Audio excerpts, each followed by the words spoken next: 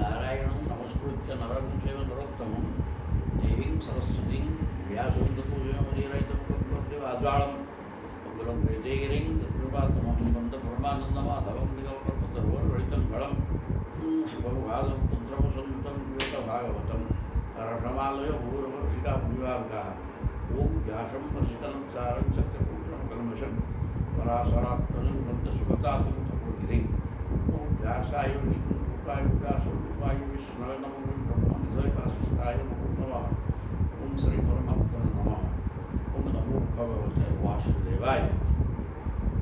ବର୍ତ୍ତମାନ ଦଶମ ସ୍କନ୍ଧ ଅଧ୍ୟାୟ 86 ଏଠି ମିଥିଳା ଦେଶରେ ଜଣେ ସୂତଦେବ ବୋଲି ବ୍ରାହ୍ମଣ ଥିଲେ। ବହୁଳାସ୍ୟ ହେଲେ ରାଜା, ଉଭୟ ବିଷ୍ଣୁ ଭକ୍ତ ଏବଂ ଏ କଥା ଭଗବାନ କୃଷ୍ଣ ଜାଣିବା ପରେ ଦାରୁକୁ ରଥ ସଜାଣ ଆମେ ମିଥିଳା ଯିବା। ଦୁଇ ଜଣ ଭକ୍ତ ଅଛନ୍ତି, ତାଙ୍କ କଥା ବୁଝିବା। ତେଣୁ ସେ ରଥ ସଜାଣିକି ଆସୁଛନ୍ତି, କ'ଣ ହେବ ଦେଖିବା।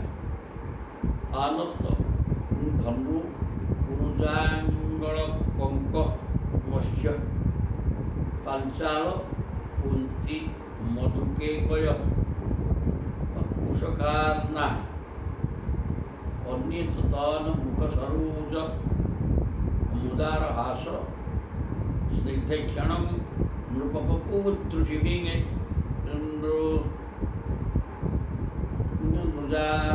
ନୃଜାର୍ଜ୍ୟ। ପ୍ରଭୁ ଯେତେବେଳେ ରଥରେ ଚଢ଼ିକି ଅନେକ ମୁନି ଋଷିମାନଙ୍କ ସଙ୍ଗରେ ରହିକିରି ଆସିଲେ, ହେଲା କ'ଣ? ଆନନ୍ଦ ଧନ କୁରୁ ଜାଙ୍ଗଳ କଙ୍କ, ଯେଉଁଗୁଡ଼ାକ କୁରୁ ଜାଙ୍ଗଳ ଗୋଟେ, କଙ୍କ ମତ୍ସ୍ୟ ପାଞ୍ଚାଳ କୁନ୍ତି ମଧୁ କେକୟ କୋଶଳ ଅର୍ଣ୍ଣ ଆଦି ଅନେକ ଦେଶ ଅତିକ୍ରମ କରି ଆସିଲେ ରଥରେ ମିଥିଳାକୁ। ଆସିଲା ସମୟରେ ଅନ୍ୟେଷ ତନ ଆହୁରି କେତେକ ରାଜ୍ୟ ଅଛି, ବା କେତେ ଆଉ ନାଁ କହିବା, ସେସବୁ ରାଜ୍ୟର ପ୍ରଜାମାନେ ତନ ମୁଖ ସରୋଜ ମୁଦାର ହାସ, ପ୍ରଭୁଙ୍କର ମୁଖପଦ୍ମର ସୁମଧୁର ହସକୁ ଏବଂ ସ୍ନିଗ୍ଧକ୍ଷଣ ସ୍ନେହଭରା ଚାହାଣୀକୁ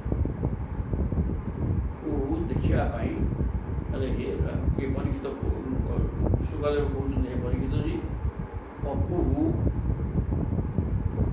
ଦୃଷିଭି ନୃନାର୍ଯ୍ୟ, ବାଟରେ ନର ନାରୀମାନେ ପ୍ରଭୁଙ୍କର ଉଦାର ହାସଯୁକ୍ତ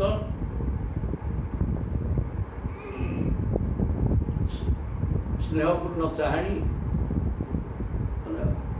ହସଯୁକ୍ତ ବାଙ୍କ ଚାହାଣୀ, ସମସ୍ତ ନର ନାରୀମାନେ ଯେତେବେଳେ ବାଟରେ ଅତିକ୍ରମ କରିକି ଅନେକ ରାଜ୍ୟକୁ ଗଲେ, ସେ ରାଜ୍ୟର ନର ନାରୀମାନେ ପ୍ରଭୁଙ୍କର ମୁଖ ଶୋଭାକୁ ଦେଖି ଆନନ୍ଦିତ ହେଲେ। ଇଭ୍ୟ ସୁବୀକ୍ଷଣ ବିନଷ୍ଟ ତମିଶ୍ର ଦୁଭ୍ୟ କ୍ଷେମଂ ତ୍ରିଲୋକ ଗୁରୁଃ ଅର୍ଥଦୃଶଂ চ যচ্ছन् শৃঙ্গনে দিগন্ত ধবলং সজসু সুভগ্নং কীর্তন সুরৈঃ নৃভিঃ অগাধ ছনকৈঃ বিদেহান।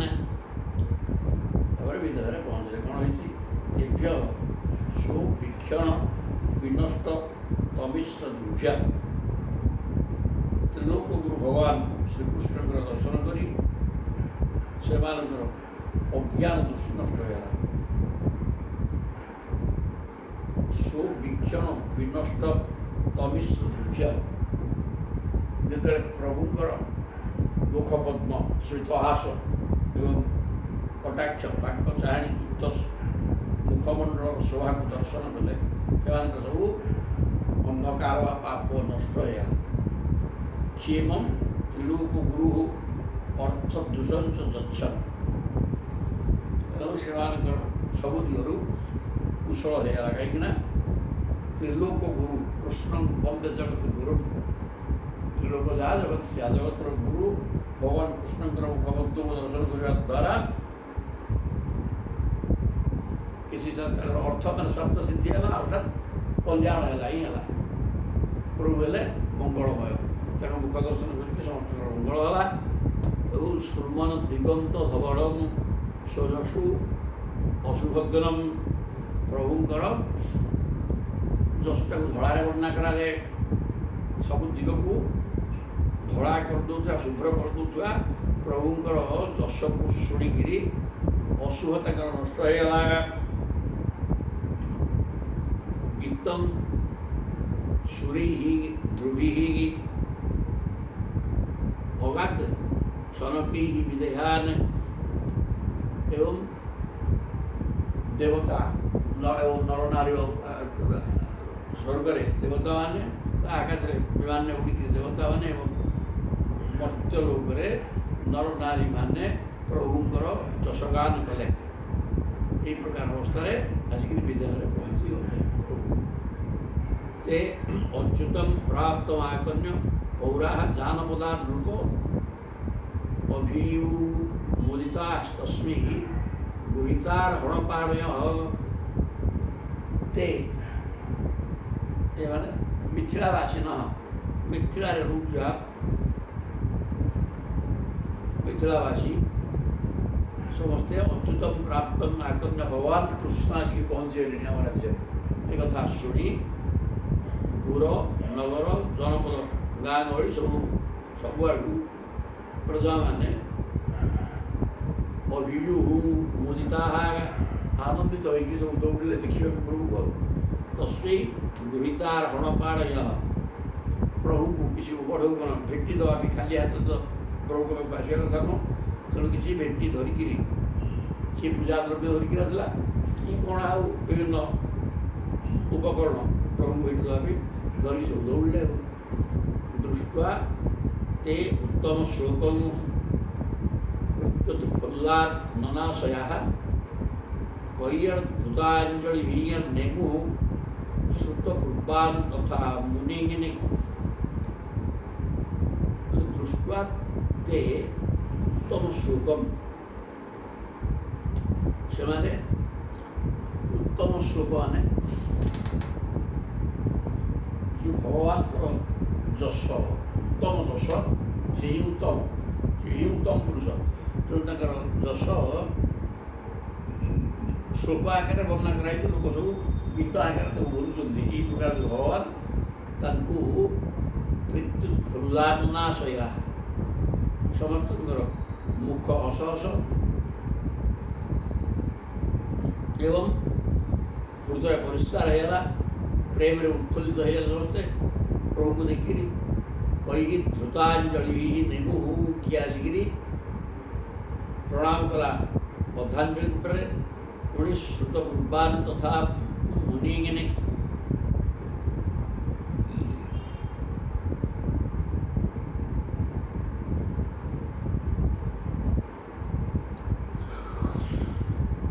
श्रुत पूर्वान् तथा मुनि आगुरी मुनि मान ना शुणी बर्तमान प्रभु पाखे नारद प्रभु सब मुनि मैंने बच्चे से देखी नी समस्ते से देखिक आहरी खुशी है प्रभु को देखिक समस्त आनंद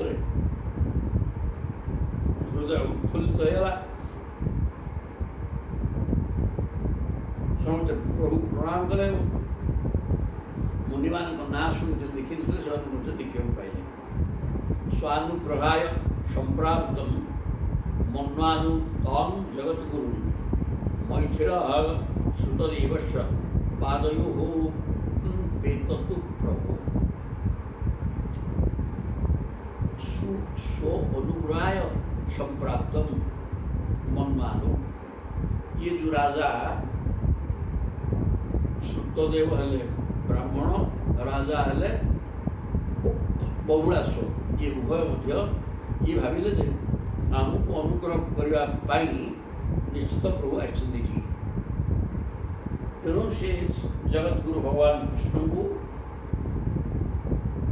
ମିଥିଳା ନରେଶ ବହୁଳାଶ୍ୱ ଏବଂ ବ୍ରାହ୍ମଣ ସୁତଦେବ ପାଦୟୋ ପୀତତୁ ତାଙ୍କ ପାଖରେ ଦେଇକି ପଡ଼ିଗଲେ ଲମ୍ବ ହେଇଗଲେ। ନମଂ ତ୍ରେତାଂ ଦାସାରହଂ ଆଦିତ୍ୟେନ ସହ ଦ୍ୱିଜୈଃ ମୈଥିଳଃ ସୁତଦେବଶ୍ଚ ଯୁଗପତ୍ ସଂଘତାଞ୍ଜଳିଃ। ମିଥିଳା ନରେଶ ଏବଂ ସୁତଦେବ ବ୍ରାହ୍ମଣ ଉଭୟ ଏକ ସମୟରେ ବଦ୍ଧାଞ୍ଜଳି ହେଇକରି ପ୍ରଭୁ ଆପଣ ଆମର ନିମନ୍ତ୍ରିତାଂ ସମସ୍ତେ ଭଗବାନଙ୍କୁ ନିମନ୍ତ୍ରଣ କଲେ। ଭଗବାନ କୃଷ୍ଣ ଦାସାର ସନ୍ତତାଙ୍କ ପ୍ରତି ଆତିଥ୍ୟେନ ସହ ଦ୍ୱିଜୈଃ ଆପଣଙ୍କ ସହିତ ଥିବା ସମସ୍ତ ମନୁଷ୍ୟମାନଙ୍କ ସହିତ ଆପଣ ଆମର ଅତିଥି ହେଲେ, ଆମ ଘରକୁ ଆସିବେ। ଇଏ ଉଭୟ ଏକ ସମୟରେ କହିଲେ। ରାଜା बहुलास्य एवं ब्राह्मण सुतदेव भगवान तदभिप्रीत्य द्वयोः प्रिय चिकीर्षया उभयोः आविशत गेहम् उभाभ्यां तत् अलक्षितः। प्रभु होउछन्ति अनेक रूप से नहीं पारे। दिज हमारे कौन से 16,108 16,108 राणी को पाखे अच्छा स्वतंत्र बर आते सी ये दिज हजार असुविधा किसी नहीं। 7टा षंढ बांधिकी गोटे पत्नी बह करते भगवान तर अभिलाष को जाणी दिजकर प्रिय करने ये तो कहते सी तो कहते कहार पछे जे घर को आग जी तुम पछे जी क्या कहीदे मन को आघात आसो ये बेसी भक्त मुझे कम हो तेणु कहला ठीक है चल जा कहीदे ये उभय कहीं जापारे प्रभु दुई हो आनिते स्वान उभय आविशत गेहम उभाभ्या तलक्षित जना कहीं किसी बुझीपारे बहुलाश्रम सागे भगवान गले श्रुतदेव सागर गले ब्राह्मण सागर गले सियाड़े राजा सागर गले श्रुत श्रुतम अप्यसतां दूरान जनक स्वगृहागतागन श्रुतम अप्यसतां दूरान आनिते श्वासनान येषु सुखासनान महामना।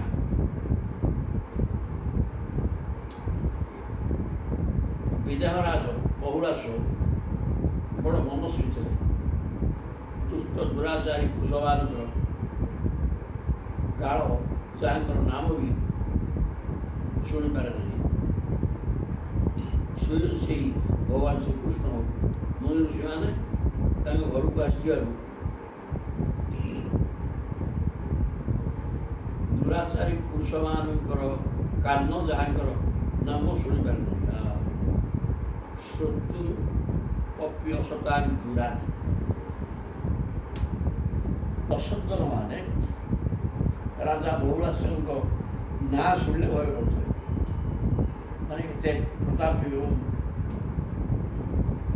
सुशासक थे दुष्टवान को दमन करने व्यवस्था करते दुष्टवान ना शुणिले भय करते ये प्रकार राजा बहुलाश जनक निज घर को भगवान आश्चर्य देखी आदित्येषु आसनाठीषु उत्तम आसन देकर समस्त बसैले सुखासीना महामना मुनि मान सहित प्रभु जाते तेणु समस्त को उपयुक्त आसन देकर सत्कार कले प्रवृद्ध भक्तिया उद्धर्ष हृदय श्राविलेक्षण नत्वा तदंघ्रेन प्रख्याल्य तदपो लोकपावना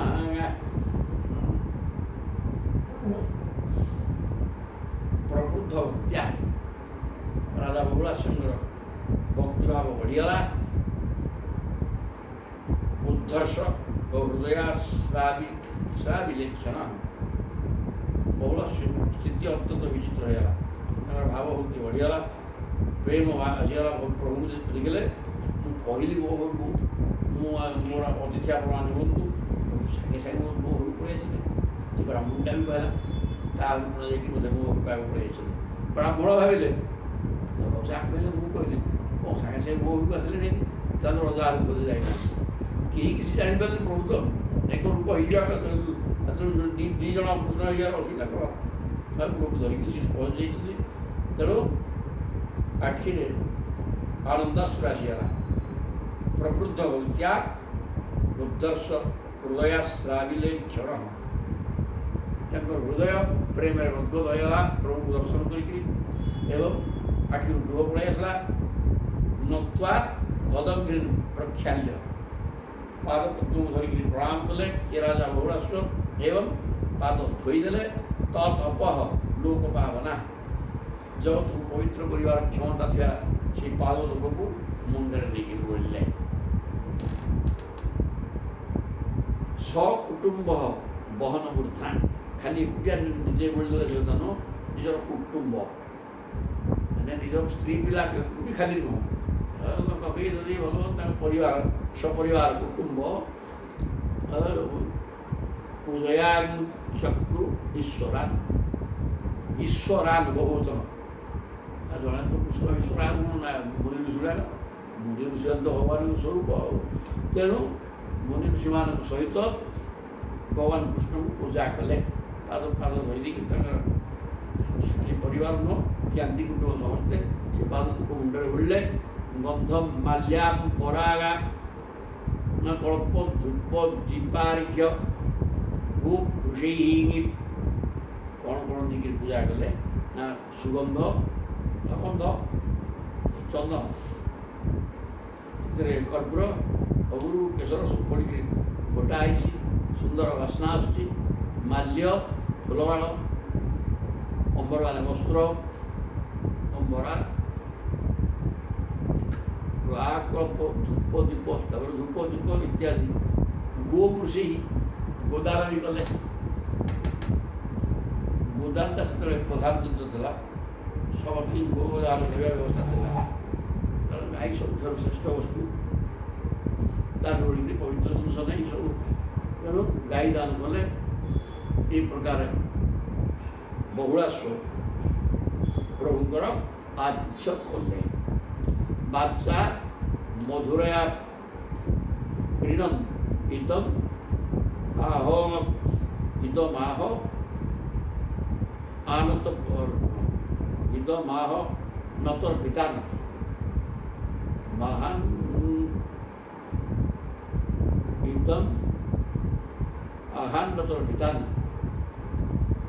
পাদৌ অঙ্কগত বিষ্ণু সংস্পৃশত সনকি হিবুদা বাচ্চা মধুরয়া বচনে কা দরিদ্রতা টাকা পয়সা তো একদম দরিদ্রতা করিব বচন কথা মিঠা কথা বলে কইবার অসুবিধা করছে তেমন মিঠা কথা কই প্রিণন ইদম আহ আনন্দর বিধান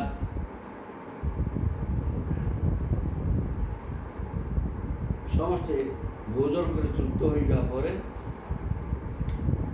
ରାଜା ବହୁଳାଶ୍ୱର ଭଗବାନ ଶ୍ରୀକୃଷ୍ଣଙ୍କର ଚରଣ ମୂଳକୁ ନିଜ କୋଳରେ ଧରି ବସି ପଡ଼ିଲେ।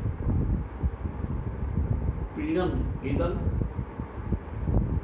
ଆହନ୍ନ ଅନ୍ନତର ପିତାନା ସନ୍ଧିବିଚ୍ଛେଦ ନକଲେ ଶବ୍ଦ ହବନି। ପ୍ରୀଣନ୍ ଇଦନ୍ ଆହ ଅନ୍ନତର ପିତାନ, ଆରେ କ'ଣ ଆସିଛନ୍ତି ଏତେ ବାଟ, ଖାଇବାଟା ଆଗ ଦରକାର, ତେଣୁ ତାଙ୍କୁ ସତ୍କାର କରିବା, ଧୂପ ଦୀପ ବର୍ତ୍ତନ ହେଇଯିବ ଆଉ କ'ଣ ଗନ୍ଧ ପୁଷ୍ପ ଫୁଲ ଚନ୍ଦନ ଧୂପ ଦୀପ ସବୁ ଦେଇଦେଲା ପରେ ଗୋଦାନ କଲେ ଏବଂ ନୈବେଦ୍ୟ କଲେ ଅନ୍ନ ଆଉ ଅନ୍ନ ତର ପିତାନ ଅନ୍ନ ଦେଇକି ତୃପ୍ତି କରିଦେଲା ପରେ ପ୍ରୀଣନ୍ ପ୍ରେମରେ ରାଜା ବହୁଳାଶ୍ୱର ମଧୁରୟାଗିରା ଆହ ମିଠା କଥା ମଧୁର ମଧୁର କଥା କହିବାକୁ ଆରମ୍ଭ କଲେ। ପାଦৌ ଅଙ୍କଗତ ବିଷ୍ଣୁ ଭଗବାନ କୃଷ୍ଣଙ୍କର ଦୁଇ ପାଦକୁ ନେଇକରି କୋଳରେ ରଖି ସଂସ୍ପୃଶନ ସନକି ମୁଦା ସେ ପାଦକୁ ପାଦ ମୋଡ଼ିବା କାମ କଲେ, ନିଜ କୂଳରେ ରଖିକି ପାଦ ପଞ୍ଚାଇଲେ ଏବଂ କହିଲେ ମିଠା କଥା। କ'ଣ ରାଜା ଉବାସ କହୁଛନ୍ତି, ଭବାନୀ ହିଁ ସର୍ବଭୂତାନାଂ ଆତ୍ମା ସାକ୍ଷୀ ସୁହୃତ ଶତ୍ରୁକୁ ବିଭୋ ଅର୍ଥ ନହନ ତତ୍ ପଦାମ୍ ଭୋଜଂ ସ୍ମରତାଂ ଦର୍ଶନଂ ଗତଃ। ସୁନ୍ଦର କଥା କହୁଛନ୍ତି, ଭବାନୀ ହିଁ ସର୍ବଭୂତାନାଂ ଆତ୍ମା। ସବୁ ଭୂତ ବୋଇଲେ ସମସ୍ତ ପ୍ରାଣୀ, 84 ଲକ୍ଷ ବିଭିନ୍ନ ଜାତିର ଯେଉଁ ଜୀବଜନ୍ତୁ ଅଛନ୍ତି, ବିଭିନ୍ନ ଜାତୀୟ 84, କିନ୍ତୁ ଗୋଟେ ଗୋଟେ ଜାତିର ଲକ୍ଷ ଲକ୍ଷ କୋଟି କୋଟି, ଏ ସବୁ ଜୀବମାନଙ୍କ ଭିତରେ ପ୍ରଭୁ ରହିଛନ୍ତି ସର୍ବାତ୍ମା ହେଇକି। ରହିଥିବାରୁ ସେଉଠି ଅଛି, ପ୍ରଭୁ ନଥିଲେ କେହି କୋଉଠି ରହିବେ ନାହିଁ। ସର୍ବଭୂତାନାଂ ଆତ୍ମା ପୁଣି ସାକ୍ଷୀ, ସବୁ ଭିତରେ ଅଛନ୍ତି କିନ୍ତୁ ସାକ୍ଷୀ ସ୍ୱରୂପରେ କିଛି କାହାକୁ କହୁନାହାନ୍ତି। ଚୋରି କରିକି ନା ଗୋଟା ମଣିଷ ମାରିକି ବାହାରେ ତୋତେ ସ୍ୱାଧୀନତା ଦିଆଯାଇଛି, ତୁ ତୋ ଗୁଣକୁ ନେଇକିରି କର୍ମ କରିଚାଲିବୁ। ଆଉ ମୁଁ ହେଲି ଶକ୍ତି କରାଟି ତାର ହେଇଗଲି, ତୋ ଗୁଣକୁ ନେଇକି ତୁ କାମ କରୁଛୁ, କରିବୁ, ମୋର କ'ଣ ହେଲା। କିନ୍ତୁ ବାପା ମନେ ରହିଥା, ଫଳଟା ତୁ ହାତରେ ନାହିଁ। ଏମିତି କରିଦେଲେ ଏମିତି ହେଇଯିବ, ସେ କଥା ହେବନି। କ'ଣ ହେବ ସେ କଥା ମୁଁ କହିବି।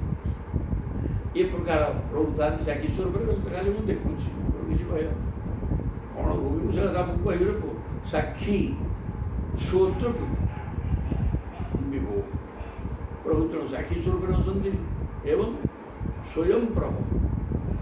ଶ୍ରୋତ୍ରକୁ ମାନେ ନିଜେ ସ୍ୱାଧୀନ ଏବଂ ସ୍ୱତନ୍ତ୍ର, ସବୁ ଦେଖନ୍ତି ସାକ୍ଷୀ ସ୍ୱରୂପରେ ବିଭୋ ଅର୍ଥ ন ତତ୍ ପଦାମ୍ ଭୋଜମ୍, ଆମେ ଆପଣଙ୍କର ପାଦପଦ୍ମର ଦର୍ଶନ କରିପାରିଲୁ।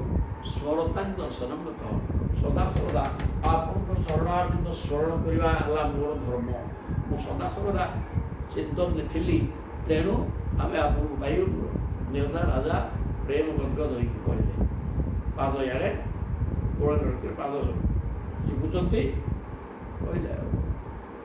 ତାର ଏଇଠି ମଧ୍ୟ ପ୍ରମାଣ କରାଗଲା, ଯଦି ଭାବ ଭକ୍ତି ଶ୍ରଦ୍ଧାର ସହିତ ସଦାସର୍ବଦା ଭଗବାନଙ୍କ ଶରଣାରବିନ୍ଦ ଚରଣାରବିନ୍ଦ କହିଲେ ଭଗବାନଙ୍କ ସ୍ୱରୂପ ଚିନ୍ତନ କରାଯାଏ। ଗୁରୁ ପାଦାହ ବୋଲି କୁହାଯାଏ, ବା ଗୁରୁକୁ ଗୁରୁ ବୋଲି କହିବନି। ପାଦ ଆମେ ଗୁରୁ ଉପର ଆଡ଼କୁ ଯାଇପାରିବେନି, ତଳ କଥା। ତେଣୁ ଭଗବାନ ପାଦ କହିଲା ମାନେ ଶରଣ ଆସିଲା। ତାହେଲେ ତେଣୁ ଏହା ମଧ୍ୟ ପ୍ରମାଣ କରିଦେଉଛି, ରେ ଭକ୍ତ, ଯଦି ତୁ ଚାହୁଁଛୁ ସଦାସର୍ବଦା ଈଶ୍ୱରକୁ ଚିନ୍ତନ କରି ଈଶ୍ୱର ମିଳିଯିବେ, ଯାହା କରିବା କଥା ସବୁ ହବ। ଗୁରୁ ଶବ୍ଦ ଅର୍ଥ ତ ଟାଉନ୍। ଗୁରୁ ଶବ୍ଦ ଅର୍ଥ ଟାଉନ୍, ତଳ, ଲଘୁ, ଲଘୁ ଉପର। ଗୁରୁ ତ ଓଜନ, ଓଜନ। ଗୁରୁ ଶବ୍ଦ ଅର୍ଥ ଓଜନିଆ, ଓଜନିଆ, ଶ୍ରେଷ୍ଠ। ଶ୍ରେଷ୍ଠ। ତେଣୁ ସ୍ୱ ବଚଃ ତଦ୍ରୁତଂ କର୍ତ୍ତୁମ୍ ଅଶ୍ୱ ଦୃଗ୍ଗୋଚରୁ ଭବାନ୍ ଦଦାତ୍ ଥୈକାନ୍ତ ଭକ୍ତାନ୍ ମେ ନାମନ୍ତଃ ଶ୍ରୀ ଅଜ ପ୍ରିୟ। ହେ ପ୍ରଭୁ, ଆପଣ କହିଦେଇଛନ୍ତି ଯେ ଯିଏ ଆପଣଙ୍କର ଅନନ୍ୟ ପ୍ରେମୀ ଭକ୍ତ, ସେ ଆପଣଙ୍କର ନିଜ ସ୍ୱରୂପ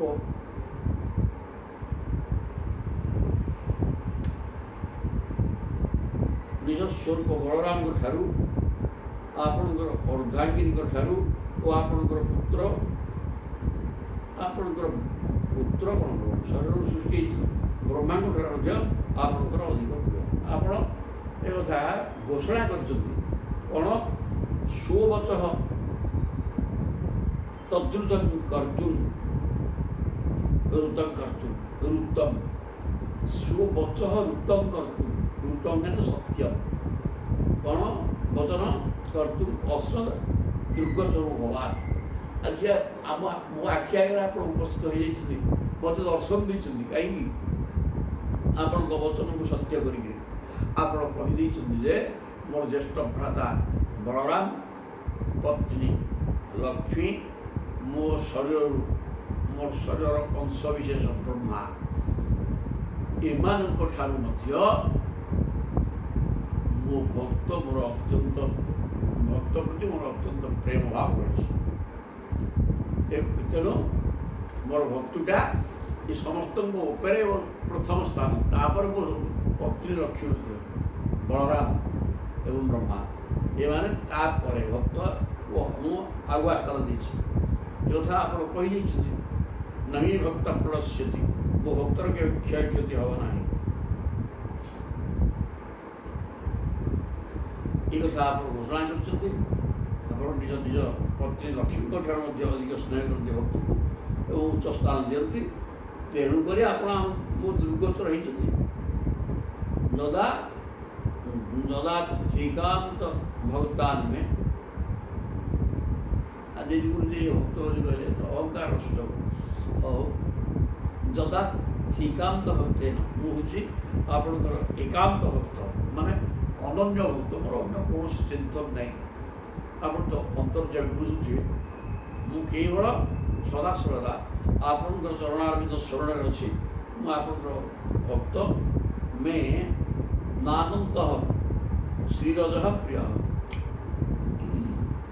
ନିଜର ସେହି ଆପଣ ଆମକୁ ଅଛନ୍ତି ଯାହା ଅନନ୍ୟ ଭକ୍ତ, ଆପଣଙ୍କ ନିଜ ସ୍ୱରୂପ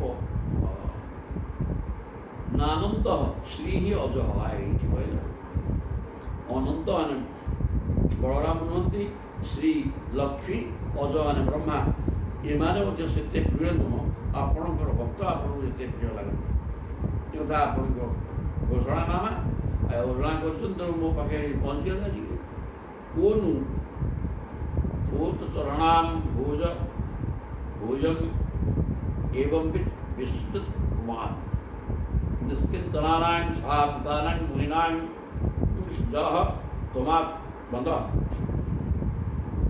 କୋନୁ ଚରଣାମ୍ ଭୋଜନ ଏବଂ ବିଶ୍ୱଜିତ କୁମାର, এই କଥା ଯିଏ ବୁଝିଯାଇଛି ଯେ ଆପଣଙ୍କର ଭକ୍ତ ହେଉଛି ସର୍ବଶ୍ରେଷ୍ଠ ଜିନିଷ। ବଳରାମ ନୁହନ୍ତି, ନିଜର ପତ୍ନୀ ଲକ୍ଷ୍ମୀ ନୁହନ୍ତି, କି ବ୍ରହ୍ମା ବି ନୁହନ୍ତି। ଏ କଥା ଯିଏ ଜାଣିଯାଇଛି ସିଏ ଆପଣଙ୍କୁ ଛାଡ଼ିବ। ତତ୍ ଚରଣାମ ଭୋଜ ଏବଂ ବିତ୍, ଆପଣଙ୍କର ପାଦପଦ୍ମଙ୍କର ସେବାରେ ରହିଲେ, ଚିନ୍ତନ କରିବା ରହିଲେ, ଆପଣ ତାକୁ ନିଜ ପତ୍ନୀ ଠାରୁ ବି ଭଲ ପାଆନ୍ତି। ଏ କଥା ଯେଉଁ ଭକ୍ତ ଠିକ୍ ଭାବରେ ବୁଝିଯାଇଛି ସିଏ କ'ଣ କେବେ ଆପଣଙ୍କୁ ଛାଡ଼ିପାରିବ କି? ସେ ବୁଝିଛି ଯେ ମୁଁ ଯେତିକି ଭାବ ଭକ୍ତିରେ ପ୍ରଭୁଙ୍କୁ ସ୍ମରଣ କରିବି, ପ୍ରଭୁ ଜବରଦସ୍ତ ମୋତେ ମିଳିଯିବେ। ପ୍ରତିଜ୍ଞା ତବ ଗୋବିନ୍ଦ ମମେ ଭକ୍ତ ପ୍ರಣଶ୍ୟତି ଇତି ସଂସ୍କୃତ୍ୟ ପ୍ରାଣାନ ସନ୍ଧାରୟାଭ୍ୟହଂ। ହେ ପ୍ରଭୁ, ଆପଣ ପ୍ରତିଜ୍ଞା କରିଦେଇଛନ୍ତି ନମୀ ଭକ୍ତ ପ୍ರಣଶ୍ୟତି, ମୁଁ ଭକ୍ତର କୌଣସି କ୍ଷତି ହେବ ନାହିଁ। এই কথাକୁ ଇତି ସଂସ୍କୃତ୍ୟ এই କଥାକୁ ମୁଁ ମନେ ଆପଣଙ୍କର ଘୋଷଣାନାମା ଇଏ, ତେଣୁ ଏଇଟାକୁ ମୁଁ ମନେ ପକେଇକିରି ପ୍ରାଣ ସନ୍ଧ୍ୟା ଜୀବନକୁ ଧରିକିରି ବସି, ଯେ କାହିଁକି ଜୀବନକୁ ଧରିକିରି ବସି ନା ମୁଁ ଅନବର୍ତ୍ତ ପ୍ରଭୁଙ୍କ ଚରଣାରବିନ୍ଦକୁ ସ୍ମରଣ କରୁଥିବି, ବଳେ ମୋର କଲ୍ୟାଣ ହେବ। ଏଇ କଥା ଆପଣ ଯେହେତୁ କହିଛନ୍ତି, ମୁଁ ସେଇ କଥାକୁ ଧରିକିରି ମୁଁ ଆପଣଙ୍କ ସ୍ମରଣରେ ଅଛି, ତେଣୁ ମୋର କିଛି ଅସୁବିଧା ହେବାର ପ୍ରଶ୍ନ ନାହିଁ। ଏଠି ବି ସେଇ କଥା କହୁଛି। ଆପଣଙ୍କର ଘୋଷଣା ହେଉଛି ମୋ ଭକ୍ତ ବିନାଶ ହେବ ନାହିଁ। ତେଣୁ କେଉଁ ଭକ୍ତଟା ଆପଣଙ୍କ ପାଦପତ୍ରକୁ ଛାଡ଼ିବ କିରେ?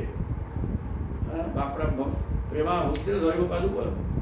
ନିଷ୍କିଞ୍ଚନାନାଂ ସନ୍ତାନାଂ ବି ନାସ୍ତି କିଞ୍ଚନ, ଯେ ସାଙ୍ଗେ ନିଷ୍କିଞ୍ଚନାନାଂ, ଯାହାର କିଛି ନାହିଁ। ବୁଝିଲେ, ଏଇଟା ତାର ଅର୍ଥ ଏଇଟାକୁ ଯାଇକି କହିଦେବ ରିଏଲ ନାସ୍ତି କିଞ୍ଚନ।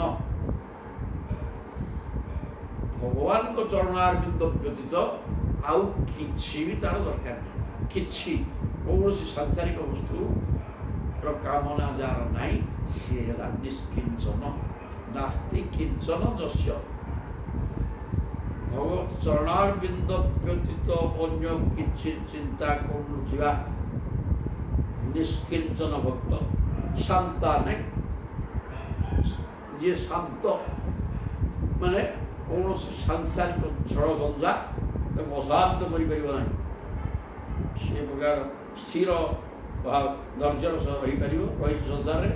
ସେଇଟା ହେଉଛି ଶାନ୍ତ ଏବଂ ମୁନି ନାହିଁ। ମୁନି ମାନେ ମନନଶୀଳ, କିଛି କିଏ ବୁଝିବା ଦରକାର ନାହିଁ। ଚିତା କାଟିକିରି ମାମ୍ପାଳି ଗୋଟେ ନହେଲେ ଝୁଲାମଣି ପକେଇକିରି ଝୁଲାମଣି ନାହିଁ, ଆମର ଗୋଟେ ଲୋକ ଅଛନ୍ତି ଦେଖେଇ ହେବା ବି ଡ୍ରେସ ପତ୍ର ଶୂଦ୍ର ହେଇଥିଲେ ବି ମଠାଟେ ପିନ୍ଧା ହେଇଥିବ ପଇସାଟେ ଲଗେଇ ଚିତା କାଟି ଗୋଟେ ଝୁଲାମଣି ବେକାର ପଡ଼ିଥିବ।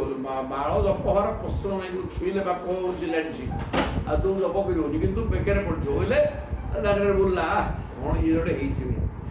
এই প্রকার লোক অনেক অনেক।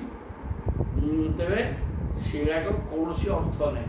মন কিন্তু সরাসরি যদি ঈশ্বর চিন্তন রহলা সবু হয়ে গলারে କ'ଣ କହିଲେ ନିଷ୍କିନ୍ତନା ଶବ୍ଦାନ ମୁନି ନାହିଁ। ସେଇ ତାର ନା ମୁନି ଶବ୍ଦର କ'ଣ କି ମନନଶୀଳ, ଯାହା ମନ ଅନ୍ୟତ୍ର ଯାଉନାହିଁ, ସଂସାର ଚିନ୍ତା କରୁନାହିଁ, କେବଳ ଭଗବତ ଚିନ୍ତନ ପ୍ରଭୁ ସବୁ ହେଇଗଲା। ସଂସାର ସଠିକ ବୁଝିଯାଇଛୁ ଆଉ ବହୁତ ଗୁଡ଼ାକ ଦରକାର ନାହିଁ। ଗୋଟେ କେବଳ ହେ ପ୍ରଭୁ ଏତିକି କୃପା କର ମୋ ମନ ତୁମକୁ ଛାଡ଼ିକି ନ ରହୁ। ଏଇ ହେଲା ମନନ ଅନବର୍ତ୍ତ ପ୍ରଭୁଙ୍କ ପ୍ରଭୁ କଥା ଭାଗବତ ପଢ଼ା ହେଲା।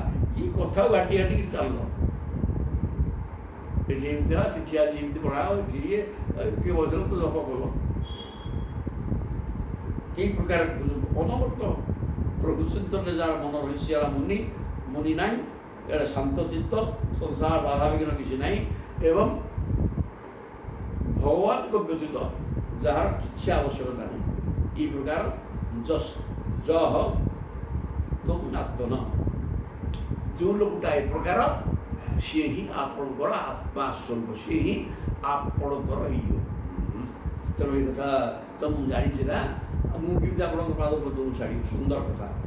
ତାପରେ କି ପାଠ जो अवतीर्य जदुः वंशे नृणां संसरताज्ञ जशु वितेन तत्सान्ति त्रैलोक्य वृजिनापहं जो अवतीर्य जदुः वंशे तापर जदुवंश अवतार ग्रहण कर अवतार नहीं नृणां संसरताज्ञ यह अश्विन जगती ये मर्त्य लोक लोक गुड़ा कौन कर संसारता जन्म मरण चक्र चिंता कर जन्म मरण चक्र पड़ी दुख हो।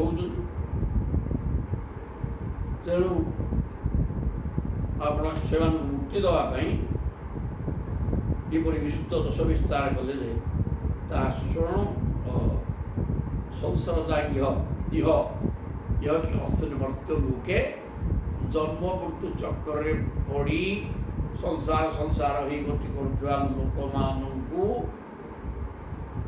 जदुवंश अवतीर्ण होकर जो कार्यकलाप कले पुराण आगे लिखाला ताकू पाठ कले ये जो संसार चिंतार लोक पागल होउछि उद्धार हो जशु बीतेने तत्शांति संसार चक्र उद्धार हाँपाई तत्शांत शांत होगापी त्रैलोक्य वृजिनापहम तीन लोकर समस्त बद्ध जीव मान वृजन मान पाप को अपहरण कर शांत करदेवाई आपण खेला लीला कर पुराण आकार वर्णना है। आपणकर से लीला को जी शुणव तार मन संसार हटी अपन शरणागत आसो ये व्यवस्था आप कर भक्त मान तो जदुवंश अवतार नहीं कौन भी अवतार करें जदि अवतार नहीं न था कृष्ण कि भागवत पीठी लिखाई था उठी कौन रेखा सब कले कौन कले चेष्टा ये सब भागवत शब्दर अर्थ भक्त एवं भगवान कथा शब्दर अर्थ था प्रत्येक अध्याय भक्त कथा आसो भगवान कथा आसो एवं भगवान किमती मिले प्रत्येक अध्याय कि भगवान की मिले लिखा जय आप चरणारविंद को स्मरण कर सदा बेले मनन कर मन ध्यान कर शांत संसार बाधा विघ्न हटेक कौन प्रकार विचलित हेनी एवं ଭଗବାନଙ୍କୁ ବ୍ୟତୀତ ତାର ଆବଶ୍ୟକତା କିଛି ନାହିଁ। ଏ ପ୍ରକାର ଯେ ଚିନ୍ତା କରିବେ ଆପଣ ତାକୁ ସମର୍ପିତ ହୋଇଯାନ୍ତି, ଆପଣ ତା ପାଖରେ ସମର୍ପିତ ହୋଇଯାନ୍ତି, ତାକୁ ମିଳିଯାନ୍ତି। ଏତ କୁହାଗଲା।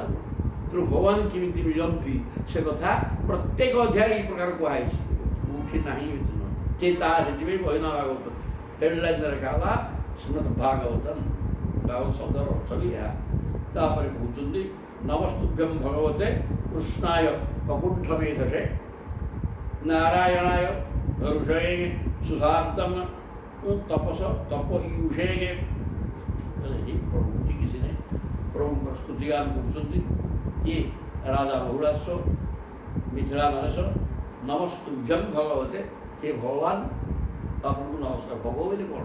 ଭଗବାନ କ'ଣ ନା ଭଗଃ ଐଶ୍ୱର୍ଯ୍ୟସ ସମଗ୍ରସ୍ୟ ଧର୍ମସ୍ୟ ଦଶଶ ଶ୍ରିୟଃ ଜ୍ଞାନ ବୈରାଗ୍ୟଶ୍ଚୈବ ଷଣ୍ଣାଂ ଭଗ ଇତି ସ୍ମୃତଃ। ଛଅଟା ନାଁ ଭଗରେ କ'ଣ କ'ଣ? ଐଶ୍ୱର୍ଯ୍ୟ। ଐଶ୍ୱର୍ଯ୍ୟ କ'ଣ? ଅଣିମା ଲଘିମା ପ୍ରାପ୍ତି ପ୍ରାକାମ୍ୟଂ ମହିମା ତଥା ଈଶିତ୍ୱଞ୍ଚ ବସିତ୍ୱଞ୍ଚ ତଥା କାମାବସାୟିତା। ଏ ଆଠ ଐଶ୍ୱର୍ଯ୍ୟ। ଅଣିମା ଅଣୁ ଠାରୁ ଆଉ ଛୋଟ ହେଇଗଲା, ଜାଣିପାରିଲୁ ଉଡ଼ିକି ଜାଣିଲା। ଲଘିମା ଲଘୁ, ଲଘୁ ମାନେ ଛୋଟ ଆକାର ବାମନ ଟିକି ଟିକି ହେଇଯିବେ। ଅଣିମା ଲଘିମା ପ୍ରାପ୍ତି ପାଇବା, ଯାହା ଯାହା ଚାହିଁବେ ସବୁ ମିଳିବ। ଆଉ ପ୍ରାପ୍ତି ଏଇସବୁ ଏଗୁଡ଼ାକ ହେଲା। ଆଠ ଐଶ୍ୱର୍ଯ୍ୟ। ये ऐश्वर्य जे मालिक, ऐश्वर्य समग्रस्य धर्म जे मूर्तिवान धर्म, जश जहाँ पाखे केवल जश अच्छी अपदश ना, श्री जहाँ पाखे लक्ष्मी निवास कर, ज्ञान वैराग्य अच्छी। प्रभु तो निजे मूर्तिवान ज्ञान। तेणु ये छटा भोग कहुए जहाँ पाखे अच्छे भगवान। तेणु भगवान ये छटा भगवान पाखे केवल अच्छी, आउ क्या पाखे मिलूनी, क्या पाखे कौन कामा कौन टी थी, किंतु छटा को कोटी एकत्र मिल पार ना। छटा पाखे प्रभु पाखे थी ना भगवान। तेणु आपको नमस्कार। कृष्णाय आप कृष्ण माने आपणकर मूर्ति एते कमनीय जे समस्त मन को जिंकिया, कारण से रूप माधुर्य अच्छी। रूप ही आनंदमय। कौन आप आनंदमय तो तेणु आप रूपटा भी आनंदमय। तेणु से रूप देखिए लोग से रूप देखिले आकर्षित हो जय जगन्नाथ। हाँ कौन से अच्छे आखि गुड़ाक गोलाकार धला धला तादेह कला कपा सी तो चुंबक मन जिंकी नहीं जाऊना। लोग कड़े जाऊँ सी आखि देखिए से आखि ही सर्वस्व। कहीं आखिटा सीटा के आकर्षण हो किसी अच्छी तात्पर्य अच्छी ना कौन ना ताई ध्यान बिंदु।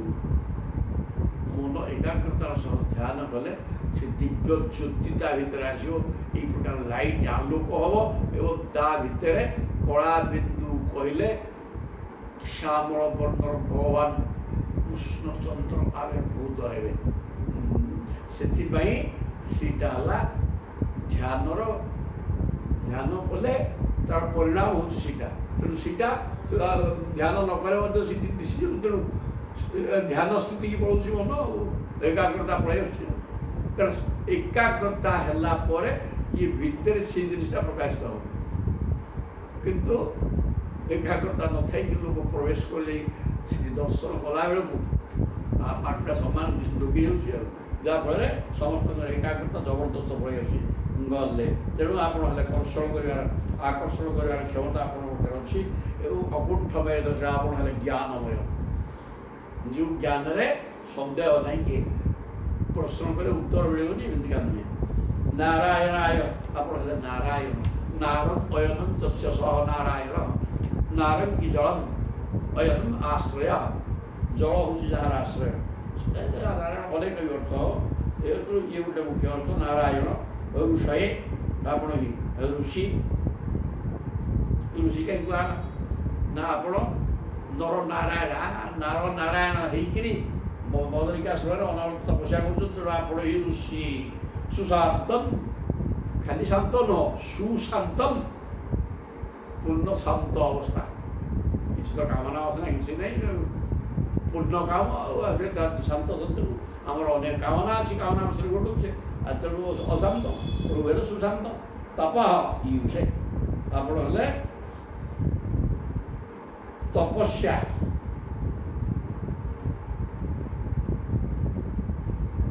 ଶାନ୍ତ ହେଇକିରି ଆପଣ ତପସ୍ୟାରତ ଅଛନ୍ତି ଜଗତର କଲ୍ୟାଣ ପାଇଁ। ଏହି ପ୍ରକାର ଆପଣଙ୍କୁ ନମସ୍କାର। ଦିନାନି କଚିତ୍ ଭୂମନ୍ ଗୃହାନ୍ନୋ ନିବସ ଦ୍ୱିଜୈଃ ସମେତ ପାଦରସା ପୁନିଃ ଇଦମ୍ ନିମେଃ କୁଳଂ। ଇଏ ହେଲେ ନିମିଙ୍କର ବଂଶଧର ବହୁଳାଶ୍ୱ, ଆଉ ନିମି ହେଲେ ମଧ୍ୟ ମିଥିଳାର ଗଣେଶ, ଆଉ ତାଙ୍କ ବଂଶଧର ଇଏ। ତେଣୁ କହୁଛନ୍ତି ଦିନାନି କହିଥିଲେ କିଛି ଦିନ ମୋ ଘଟିଏ ରହିଲା, ରହିକିରି ଏ ଭୂମାନ୍ ଗୃହାନ୍ ନୋ ନିବସ ଦ୍ୱିଜୈଃ, ଏ ଯେଉଁ ମୁନି ଋଷିମାନଙ୍କ ସହିତ ଆପଣ ଆସିଛନ୍ତି, ଏମାନଙ୍କର ପାଦ ପଦ୍ମ ପଡ଼ି ଧୂଳି ପଡ଼ିଗଲେ ଘର ପବିତ୍ର ହୋଇଯିବ। ତେଣୁ ଏମାନଙ୍କ ସହିତ ଆପଣ କିଛି ଦିନ ମୋ ଘରେ ରହିଯାଆନ୍ତୁ। ସମେତ ପାଦର ଦଶା, ଏମାନଙ୍କର ପାଦ ଧୂଳି ପଡ଼ିକିରି ପୁନିଃ ଇଦମ୍, ନିମି ବଂଶର କୂଳ ପବିତ୍ର ହେଇଯାଉ ପ୍ରଭୁ, ରହିଯାଆନ୍ତୁ କିଛି। ଇତ୍ୟୁପାମନ୍ତି ତୁ ରାଜ୍ञା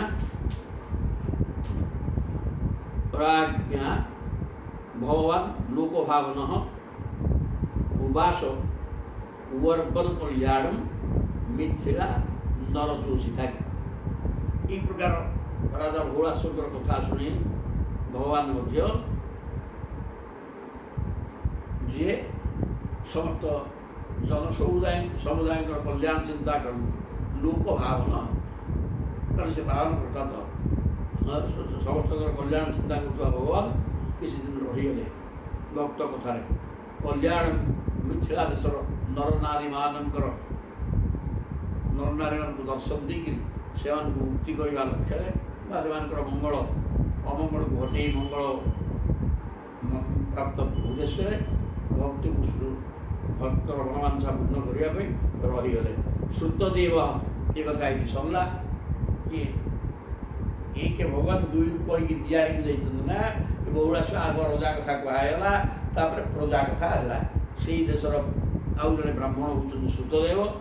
ଶ୍ରୁତଦେବ ଅଚ୍ୟୁତମ୍ ପ୍ରାପ୍ତମ୍। ଶ୍ରୁତଦେବ ସେଠୁ ଦେଖିଲେ ସେ ଘରକୁ ଯାଉଛନ୍ତି, ଇଏ ଯାଇକି ପାଇଗଲେଣି ପ୍ରଭୁ କହିଲେ, ଆରେ ତାହେଲେ ମୁଁ ଡାକିଲି ମୋ ପାଖକୁ ଆଗ ପଳେଇ ଆସିଛନ୍ତି।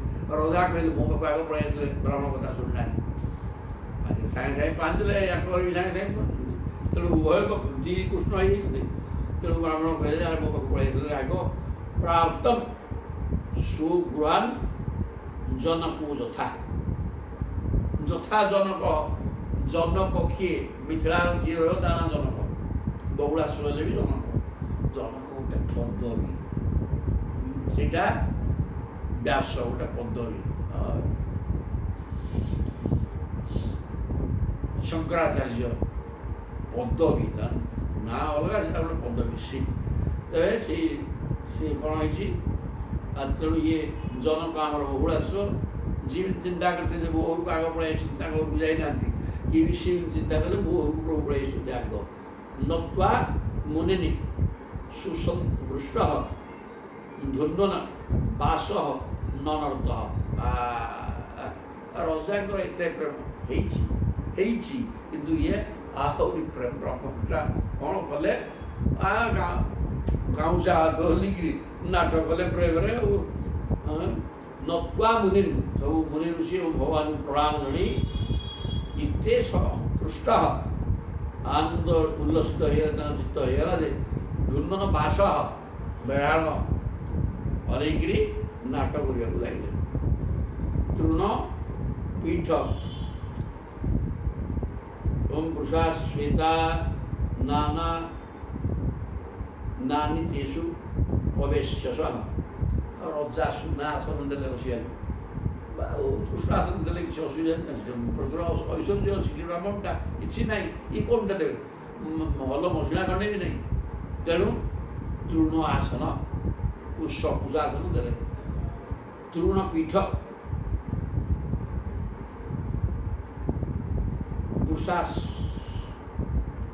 ବୃଷାଶ୍वेतान्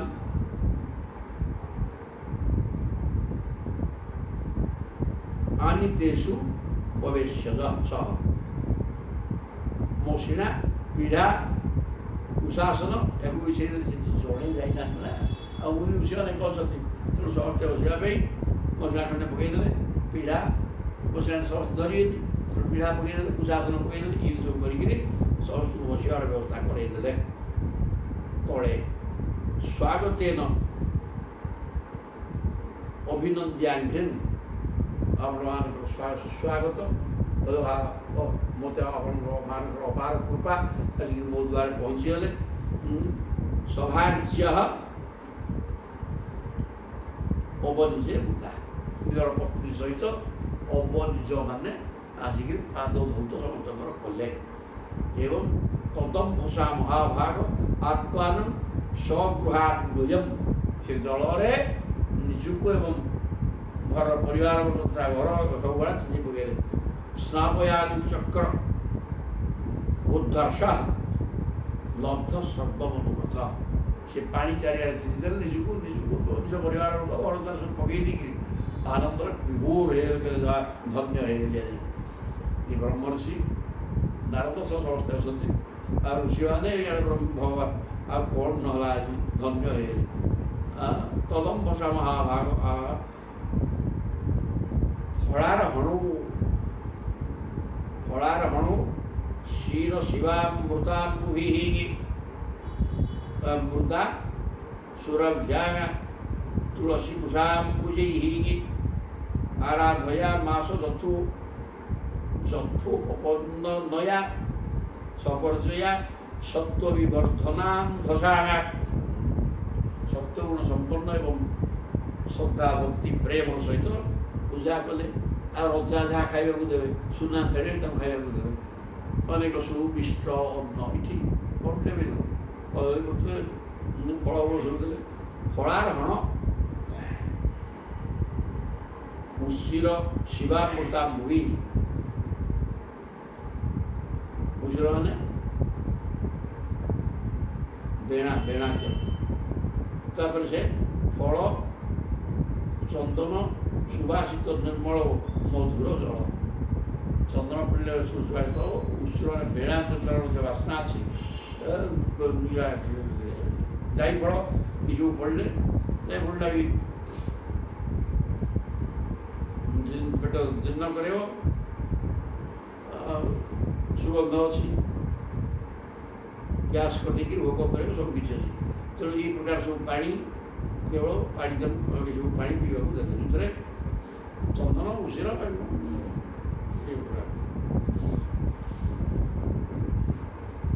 जाइफल इत्यादि पड़ा पानी यहाँ अत्यंत सुवासित जल ताकू पीवा देले। मुदा सुरभ्या तुलसी कुशाम्बुजै एवं आनंदित होकर मधुर जल सुगंधित माटी तुलसी कुश पद्म फूल आदि अनायास लब्ध पूजा सामग्री जहाँ मागेणा मिल पद्मटा पोखर पशि तोड़िकी ने तुलसी बन अच्छी घर सामने तोड़िक माला करदे लंबाईदे एवं प्रभु भी तुलसी प्रिय पद्मटा सुंदर फूल ये जहाँ जहाँ मिल राजा सुनाहार देखिए पूजा कर तुलसी माला दूसरी ये प्रकार सब तुलनात्मक भाव में लिखा है। रजा बहु मूल्यवान सामग्री कारण से पैसा अच्छी देते ये दरिद्र ब्राह्मण ये वृत्ति किसी नहीं ईश्वर चिंतन रही चतुर्थया अल्पवर्णम जहाँ जी किए कौन कौन देला खाइले तो खाइले न खाइले पानी पीक जय जन अधिका कथा आस तेणु ये प्रकार तुलसी एवं पद्म फूल देकर आराधयामास जथोपन्नया जथा उपपन्नया ଯାହା ମିଳିଲା ଟଙ୍କା ଦେଇକିରି କିଣିବାର ନାହିଁ, ଯାହା ମାଗଣା ମିଳିଲା ସେ ପ୍ରକାର ଦ୍ରବ୍ୟ କିନ୍ତୁ ପ୍ରଭୁଙ୍କର ପ୍ରିୟ ସବୁ ଜିନିଷ ଗୁଡ଼ିକ। ସୁନାହାର ପ୍ରଭୁଙ୍କର ପ୍ରିୟ, ତୁଳସୀ ମାଳଟା ତାଠୁ ଅଧିକା ପ୍ରିୟ। এই ପ୍ରକାର ସବୁ ଜିନିଷ ଦେଇକିରି ସମୁଜୟା ସତ୍ତ୍ୱ ବିବର୍ତ୍ତନାଂ ଦଶା, ସତ୍ତ୍ୱଗୁଣର ବୃଦ୍ଧି ପୁରା ପ୍ରେମ। ଗାମୁଛା ଦେଇକି ନାଟକ କରିକି ହରଦା କରିଥିଲେ କି ସେ କଥା, ହରଦା ଶିଖାଇ ନାଟକ କରି ଠିଆ ହେଇକି। ତେଣୁ ଏଇ ପ୍ରକାର ପ୍ରେମରେ ତାକୁ ପୂଜା କଲେ ପ୍ରଭୁ, ଯାହା ମାଗଣା ମିଳିଲା ସେଇ ଜିନିଷ ଦେଇକି। ସ ତର୍କୟାମାସ କୃତୁ ମହାନ୍ ବହୁତ ଗୃହାନ୍ଧ କୂପେ ପତିତସ୍ୟ ସଙ୍ଗମ ଯ ସର୍ବତୀର୍ଥାସ୍ପଦ ପାଦରେଣୁଭିଃ କୃଷ୍ଣେନ ଚାସ୍ୟାନତ୍ୱନିକେତ ଭୂଷୁରୈଃ କହିଲେ। ଭାବିଲେ ମୁଁ ଗୃହ ଜଞ୍ଜାଳରେ ବାନ୍ଧି ଅନ୍ଧକାର ଉପରେ ପଡ଼ିଯାଇଥିଲେ। ସ ତର୍କୟାମାସ ସହ ବ୍ରାହ୍ମଣ ଶ୍ରୁତଦେବ ବିଚାର କରୁଛନ୍ତି ମନରେ। ମୁଁ ଗୃହାନ୍ଧ କୂପେ ପତିତସ୍ୟ ସଙ୍ଗମ, ଗୃହ ରୂପକ ଅନ୍ଧକାର କୂପ ମଧ୍ୟରେ ପଡ଼ି ମୁଁ ଏଠି ଛଟପଟ ହେଉଥିଲି ରେ। ପ୍ରଭୁଙ୍କ ସହିତ କେତେ ମୁନି ଋଷି ସାଧୁ ସନ୍ଥ ଏବଂ ସ୍ୱୟଂ ପ୍ରଭୁ ଆସିକିରି ମୋ ସହିତ ମିଶିଗଲେ, ପୁରା ପ୍ରେମ ହେଇଗଲା। ଯହ ସର୍ବତୀର୍ଥାସ୍ପଦ ପାଦରେଣୁଭିଃ, କାରଣ ଏମାନଙ୍କର ପାଦ ରେଣୁ ହେଉଛି ତୀର୍ଥାସ୍ପଦ, ତୀର୍ଥ ଜଳ ଗଙ୍ଗା, ଯାହା ଗଙ୍ଗା ତ ପ୍ରଭୁଙ୍କର ପାଦ ଧୌତ ଜଳ ନା। ଗୁଡ଼ାକ ମୋ ପାଇଁ ଆଉ କ'ଣ ଦୁର୍ଲଭ ହେଇକି ରହିଲା କି? ପ୍ରଭୁ ଏବଂ ଏମାନଙ୍କର ପାଦ ଧୌତ ଜଳ ମିଳିଲା, ଏମାନଙ୍କର ପାଦ ଧୂଳି ମିଳିଗଲା, ଇଏ ତ ତୀର୍ଥ ହେଇଗଲା, ଘରୁଟା ତୀର୍ଥରେ ପରିଣତ ହେଇଗଲାଣି। କୃଷ୍ଣେନ ଚ ଅସ୍ୟ ଆତ୍ମନି କେତଭୂଷୁରୈଃ, ଚ ଅସ୍ୟ ଆତ୍ମନିକେତ ଭୂଷୁରୈଃ, ତାଙ୍କର ନିବାସ ସ୍ଥାନ ସ୍ୱରୂପ ହୋଇଥିବା ମୁନି ଋଷିମାନଙ୍କର ସାନ୍ନିଧ୍ୟ କିପରି ମିଳିଗଲା। କହିଲେ ମୋତେ ଭଗବାନ ଶ୍ରୀକୃଷ୍ଣଙ୍କର ଏବଂ ନିଜ ଚରଣରେ ସମସ୍ତ ତୀର୍ଥତ୍ୱ ପ୍ରଦାନ କରୁଥିବା ଓ ତାଙ୍କର ନିବାସ ସ୍ଥାନ ସ୍ୱରୂପ ହୋଇଥିବା ମୁନି ଋଷିମାନଙ୍କର ସାନ୍ନିଧ୍ୟ ମିଳିଲା।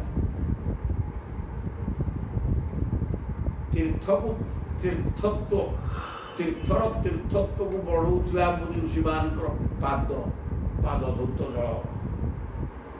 ତୀର୍ଥ ଗୁଡ଼ାକ ମଧ୍ୟ ପାପୀମାନଙ୍କର ସ୍ନାନ ଦ୍ୱାରା ପାପକୁ ଗ୍ରହଣ କରିକିରି, ଆଉ ପାପ ଗ୍ରହଣ କରିବା ଶକ୍ତି ତାଙ୍କର ନଥାଏ। ଗଙ୍ଗା ଠିକ୍ ପ୍ରଶ୍ନ କରିଥିଲେ ଭଗୀରଥଙ୍କୁ, କହିଲେ ବାପା ମୁଁ ଜୀବିତ, ଯେତେବେଳେ ସବୁ ପାପୀ ଆସିକି ସବୁ ଗାଧେଇକି ସବୁ ପାପ ମୋ ପାଖରେ ରହିଲା। ମୁଁ ମାନେ ଆମେ ପାଣିରେ ଲୁଣ ମିଶାଇବା, ମିଶାଇ କିଛି ସେ ଯେଉଁ ଲୁଣ ଆଉ ପାଣି ହେବନି, ସେମିତି ରହିଯିବ। ପାଣି ଦ୍ରବୀଭୂତ ହେବନି ଆଉ ପାଣିରେ ଲୁଣ, କାହିଁକିନା ଯେତିକି ଦ୍ରବୀଭୂତ ହେବା ଥାଏ ତାପରେ ସେ ସେମିତି ରହିଯିବ। ଠିକ୍ ସେମିତି ପାପ ଯଦି ଛାଡ଼ିବାର ଅଛି ବ୍ୟବସ୍ଥା, ସେ ପାପ ବଢ଼ି ବଢ଼ିକି ଯେ ପାପ ପୂର୍ଣ୍ଣ ହେଲା, ସେଠି ଆଉ ପାପ ଛାଡ଼ିପାରିବ। ତାହେଲେ ସେ ମୁଁ ପବିତ୍ର ହେବି କେମିତି ବୋଲି ଗଙ୍ଗା ପ୍ରଶ୍ନ କରିଥିଲେ। କହିଲେ ସେ ପବିତ୍ର ହେବେ କେମିତି କି? ଇଏ ମୁନି ଋଷି ସାଧୁ ସନ୍ଥ ଯାହା ହୃଦୟରେ ଭଗବାନ ଅଛନ୍ତି, ସେମାନଙ୍କର ସ୍ନାନ ଦ୍ୱାରା ଆପଣ ସେମାନେ ପଶିକିରି ସ୍ନାନ କରିଦେଲେ ଇଏ ପାପ ସବୁ ପୋଡ଼ିକିରି ଭସ୍ମ ହେଇଯିବ। ତେଣୁ ଏଠି ସେଇ କଥା କହୁଛନ୍ତି ଯେ ଇଏ ବର୍ତ୍ତମାନ ଏମାନଙ୍କର ପାଦ ହିଁ ତୀର୍ଥକୁ ତୀର୍ଥରେ ପରିଣତ କରିଦିଅନ୍ତି। ତୀର୍ଥ ପାପକୁ ଧୋଇ ଦେଇକି ପାପମୟ ହେଇଯାଇଥାଏ, ଆଉ ପାପ ଗ୍ରହଣ କରିପାରିବନି। ଏମାନଙ୍କ ପାଦ ଶରୀର ସ୍ପର୍ଶରେ ସେ ପାପ ଧ୍ୱଂସ ହେଇଯାଏ। ତେଣୁ ଇଏ ସମସ୍ତେ ଆସିକି ମୋ ଘରେ ପହଞ୍ଚି ଯାଇଛନ୍ତି, କାରଣ ମୋ ଘର ବର୍ତ୍ତମାନ ତୀର୍ଥୀଭୂତ ହେଇଗଲା, ତୀର୍ଥ ସ୍ୱରୂପ ହେଇଗଲା। ଏହି ପ୍ରକାର ଚିନ୍ତା କରି ବହୁତ ଖୁସି ହେଲେ। ସୁପବିଷ୍ଟାନ କୃତାତିଥ୍ୟାନ ଶ୍ରୁତଦେବ ଉପସ୍ଥିତ ସଭାର୍ଯ୍ୟ ଶୋଧନାପତ୍ୟ ଉବାସାଙ୍ଘ୍ରି ଅଭିବର୍ଷଣ।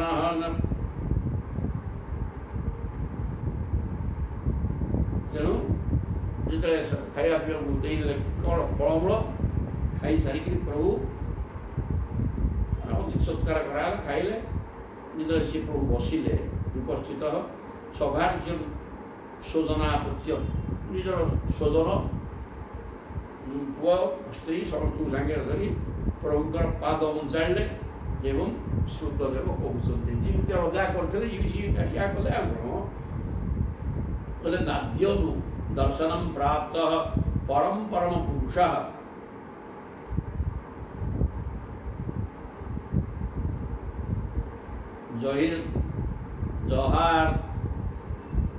ଜହିଦम ଶକ୍ତି ସୃଷ୍ଟ୍वा ପ୍ରବିଷ୍ଟୁ ଇହାତ୍ମସତ୍ତ୍ୱୟାଗା। ହେ ପ୍ରଭୁ ଆପଣ ହେଉଛନ୍ତି ବ୍ୟକ୍ତ ଅବ୍ୟକ୍ତ ରୂପେ ପ୍ରକୃତିର ଜୀବମାନଙ୍କର ଅତୀତ ପୁରୁଷୋତ୍ତମ ପରମ ପୁରୁଷ। ଆପଣ ହେଲେ ପରମ ପୁରୁଷ ପରମାତ୍ମବିଦାହୃତ। ଆପଣ ହେଉଛନ୍ତି ପରମ ପୁରୁଷ।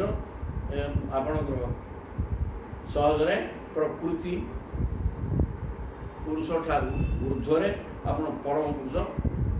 ତେଣୁ ଆପଣଙ୍କର ଦର୍ଶନ ଆଜି ମୋତେ ମିଳିଗଲା। ଜରିହି ଇଦମ୍ ଶକ୍ତି। ଆପଣ ଯେ ମୋତେ ଆଜି ଦର୍ଶନ ଦେଲେ ତାହା ନୁହେଁ। ଆପଣ ଯେଉଁ ଦିନ ନିଜ ଶକ୍ତି ଦ୍ୱାରା ଏହି ଜଗତକୁ ସୃଷ୍ଟି କରି ଆତ୍ମସତ୍ତା ରୂପରେ ଜଗତକୁ ସୃଷ୍ଟି କରୁଛନ୍ତି ତା ଭିତରେ ପ୍ରତ୍ୟେକ ଭିତରେ ଯିବା ପାଇଁକି ଆପଣ ରହିଛନ୍ତି ପ୍ରବିଷ୍ଟ ଆତ୍ମସତ୍ତ୍ୱୟା। ନିଜର ସତ୍ତା ପ୍ରତ୍ୟେକ ଜୀବ ଭିତରେ ଥିବା ହେତୁ ସମସ୍ତେ ରହିଛନ୍ତି। ଯାହା ଭିତରେ ରହୁଛନ୍ତି ସେ ତ ରହିଛି ଆଉ। ଏହି ପ୍ରକାର ଜଗତକୁ ଆପଣ ସୃଷ୍ଟି କରି ତା ଭିତରେ ନିଜେ ରହିକି ଜଗତକୁ ରଖିଛନ୍ତି। ଆପଣ ପୁରୁଷୋତ୍ତମ ଆଉ ମୋତେ ଆଜି ଦର୍ଶନ ଦେଇକିରି କୃତାର୍ଥ କରିଦେଲେ। ସହଜ କଥା ନୁହେଁ, ସମସ୍ତଙ୍କୁ ଦର୍ଶନ ମିଳିବେନି। ଯଥା ଶୟାନ ପୁରୁଷ ମନସୈବାତ୍ମମାୟୟା ସୃଷ୍ଟ୍वा ଲୋକଂ ପରମ ସ୍ୱାପ୍ନଂ ଅନୁବିଶ୍ୟା ବଭାସତେ। ଆପଣ ସମସ୍ତଙ୍କ ଭିତରେ ରହିଛନ୍ତି। ବାସ୍ତବରେ ସେହି ଦିନ ଆପଣ ମୋତେ ଦର୍ଶନ ଦେଇଛନ୍ତି। ସବୁ ଭିତରେ ତ ଆପଣ ଅଛନ୍ତି। ଜଗତ ଆପଣଙ୍କ ବିନା ଜଗତରେ କେହି ବଞ୍ଚି ରହିପାରିବେ ନାହିଁ। ଆପଣ ସମସ୍ତଙ୍କୁ ଧରିକି ରହିଛନ୍ତି। ଆପଣ ହେଲେ ଧର୍ମ ଧରିକି ରହିଥିବା ହେତୁ ଧର୍ମ। ଆଉ ସେଇ ପ୍ରଭୁ ମୋତେ ବର୍ତ୍ତମାନ ଆଜି ଦର୍ଶନ ଦେଇଦେଲେ। ଯଥା ଶୟାନ ପୁରୁଷ ଶୋଇଥିବା ମନୁଷ୍ୟ ଯେପରି ଅବିଦ୍ୟାବଶତଃ ସ୍ୱପ୍ନାବସ୍ଥାରେ ମନେ ମନେ ସ୍ୱପ୍ନ ଦେଖୁଥାଏ। ତଥା ଶୟାନ ପୁରୁଷ ମନସାୟ ଆତ୍ମାୟା। ମାୟା ଦ୍ୱାରା ମନରେ ଅନେକ ବିଷୟ ଜାଗତିକ ବିଷୟ ସ୍ୱପ୍ନ ଆକାରରେ ଦେଖେ। ସୃଷ୍ଟ୍वा ଲୋକଂ ପରମ ସ୍ୱାପ୍ନଂ ଅନୁବିଶ୍ୟା ବଭାସତେ। ଅନେକ କର୍ମ କରୁଥିବା ପରି ବୋଧ ହୁଏ। ଆଉ ସିଏ ମନେ ମନେ ସ୍ୱପ୍ନ ଦେଖିବାର ସ୍ୱପ୍ନ ହିଁ ମିଥ୍ୟା ଏବଂ ଶୋଇ ରହିଥିବା ବ୍ୟକ୍ତି ଅନେକ କଥା ଯାହା ଚାହିଁବ ଶୁଣା କ'ଣ ଗୋଟେ ଦେଖିବ ଆଉ ସ୍ୱପ୍ନ ଆକାରରେ ଦେଖେ। ଆପଣ ମଧ୍ୟ ସେହିପରି ନିଜ ଭିତରେ ନିଜ ମାୟାରେ ଏହି ଜଗତକୁ ସୃଷ୍ଟି କରିଛନ୍ତି ଏବଂ ଏଥିରେ ନୀଳାଚଳରେ ପ୍ରବେଶ କରି ଅନେକ ରୂପରେ ପ୍ରକାଶିତ ହୋଇଯାଇଛନ୍ତି। ଯେମିତି ମନୁଷ୍ୟ ଶୋଇ ରହିକିରି ସ୍ୱପ୍ନ ଦେଖେ ଏବଂ ତାହା ମିଥ୍ୟା, ସେମିତି ମାୟା ଆପଣଙ୍କର ଶକ୍ତି। ସେ ମାୟା ଶକ୍ତି ଦ୍ୱାରା ଆପଣ ଏ ଜଗତକୁ ସୃଷ୍ଟି କରି ଆପଣ ସଚ୍ଚିଦାନନ୍ଦମୟ ଏବଂ ଜ୍ୟୋତିସ୍ୱରୂପ। ଏଥିରେ କୌଣସି ଭୁଲ ନାହିଁ। କିନ୍ତୁ ଯେମିତି ସ୍ୱପ୍ନଟା ମାଇକ ଜିନିଷ, ସେମିତି ଆପଣଙ୍କ ଭିତରେ ଥିବା ମାୟାରେ ଏତେ ବଡ଼ ଜଗତକୁ ସୃଷ୍ଟି କରି ଅନେକ କର୍ମ ମଣିଷ ଅନେକ ସ୍ୱପ୍ନରେ ଅନେକ କଥା ଦେଖିବ। ସେମିତି ଆପଣ ଏକ କିନ୍ତୁ ଅନେକ ହେଇଯାଆନ୍ତି। ମାୟାକୁ ଆଶ୍ରୟ କରି ଆପଣ ଅନେକ ହେଇଯାଉଛନ୍ତି ଏବଂ ଖେଳାଳିଳା କରୁଛନ୍ତି। ତା ଭିତରେ ପଶି ଅନେକ ହେଇ ତା ଭିତରେ ପଶି ଯାଉଛନ୍ତି, ଯେଉଁଟାକି ମନୁଷ୍ୟ ସ୍ୱପ୍ନ ଦେଖିଲା ଭଳିଆ ଆପଣ ସଚ୍ଚିଦାନନ୍ଦ ଏବଂ ଜ୍ୟୋତି ସ୍ୱରୂପରେ ମଧ୍ୟ ଏଇଟା ଆପଣଙ୍କର ସ୍ୱପ୍ନାବସ୍ଥା। ଏ ଜଗତଟା ହିଁ ଆପଣଙ୍କର ସ୍ୱପ୍ନାବସ୍ଥା, କାରଣ ଆପଣଙ୍କ ପ୍ରକୃତ ସ୍ୱରୂପ ଏଇ ଜଗତ ନୁହେଁ। ସେ ମନୁଷ୍ୟଟା ପ୍ରକୃତ ସ୍ୱପ୍ନ ଦେଖିବା ପାଠ ନୁହେଁ। ସେ କୌଣସି ପ୍ରକାର ଗୋଟେ ସୁଶ୍ରୁତି ନାହିଁ, ନିଦ ଭଲ ହେଉନି, କ'ଣ ଗୋଟେ ଦେଖୁଛି ଆଉ ଜିନିଷ ଠିକ୍ ସେମିତି ଆପଣ ମଧ୍ୟ ସଚ୍ଚିଦାନନ୍ଦ ସ୍ୱରୂପ। ଆପଣ ସ୍ୱପ୍ନ ଦେଖିବାର ପ୍ରଶ୍ନ ନାହିଁ, କିନ୍ତୁ ମାୟାଟା ହିଁ ଆପଣଙ୍କ ସ୍ୱପ୍ନ ଭଳିଆ। କାହିଁକିନା ଆପଣ एको ब्रह्म द्वितीय नास्ति, किंतु अनेक आप दुई ना आपण भलिया किए ना, किंतु आपण माया को आश्रय करी गोटे स्वप्न जगत, स्वप्न जमी मिथ्या सेमती स्वप्न जगत स्वप्न आपणकर स्वप्न देखुच देखा जाए माया द्वारा आप एक अनेक सृष्टि कर निजे बसिक रही प्रकार पाठम पाठ सहज स्वप्न जमी मिथ्या आपण सेमती निजे सच्चिदानंद एवं ज्योति स्वरूप होते ये माया को आश्रय करी आप एक अनेक स्वप्न आप स्वप्न स्वरूप हो स्वप्न जमी मिथ्या जमी मिथ्या शून्यता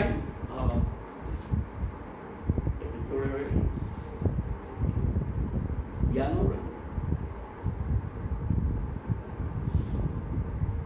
नितिन पढ़ा सुखवास आसो गढ़ी शून्यता गदता शाश्वत अर्चता त्वाभिबंधता नृणां संबद्धता अंतर्हृदि भाष्य मजागा मनात्मना शून्यता गदता शाश्वत अर्चता त्वाभिबंधता जो लोक आपणकर कथा को शुणे भगवत कथा गदता आपण कथा कहे शाश्वत अर्चता एवं आपणकर श्री विग्रह को अर्चना करे पूजा करे एवं वंदना स्तुति गान करे ये प्रकार करुवा नृणांगर मानकर संबद्धता अंतर्हृदि आंतरिकतार सहित सदा सर्वदा आपण कथा कहूए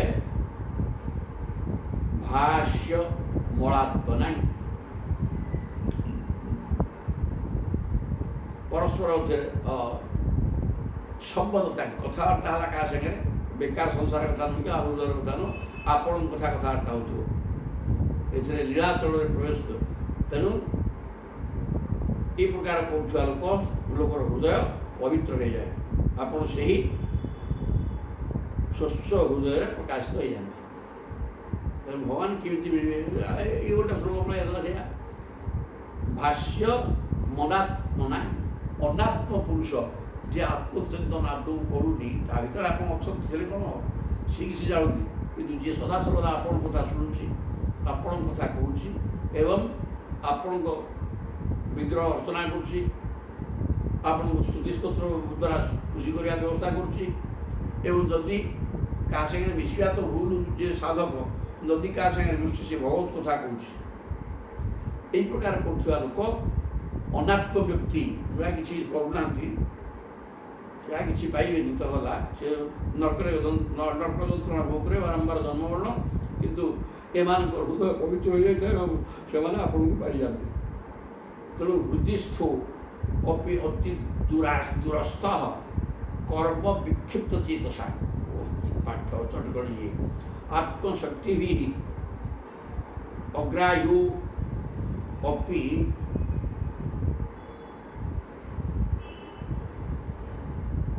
अंत्युपेत गुणात्मना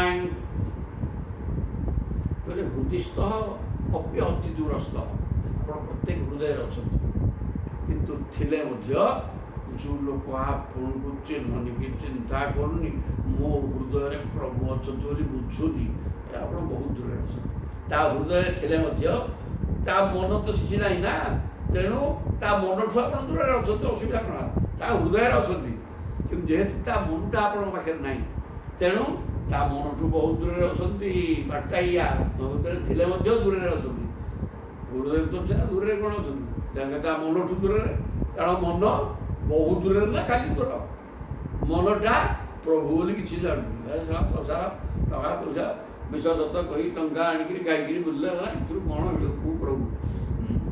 ତେଣୁ ହୃଦୟରେ ଥିଲେ ମଧ୍ୟ ତା ମନ ଯେହେତୁ ଆପଣଙ୍କୁ ଚିନ୍ତା କରୁଛି ତା ମନଠୁ ବହୁତ ଦୂରରେ ଆପଣ କର୍ମ ବିକ୍ଷିପ୍ତ ଚିତ୍ତ, କାରଣ ସେମାନେ ସାଂସାରିକ କର୍ମରେ ତାଙ୍କ ଚିତ୍ତ ବିକ୍ଷିପ୍ତ ହେଇକି ରହିଛି, ଅଶାନ୍ତ ଅବସ୍ଥାରେ ବୁଲୁଛି ପାଗଳ ଭଳିଆ। ତେଣୁ ସେମାନଙ୍କଠୁ ଆପଣ ଦୂରରେ ଅଛନ୍ତି, ଭିତରେ ଥିଲେ ବି ତାଙ୍କ ମନଠୁ ବହୁତ ଦୂରରେ। ଆତ୍ମଶକ୍ତି ବି ଅଗ୍ରାହ୍ୟ,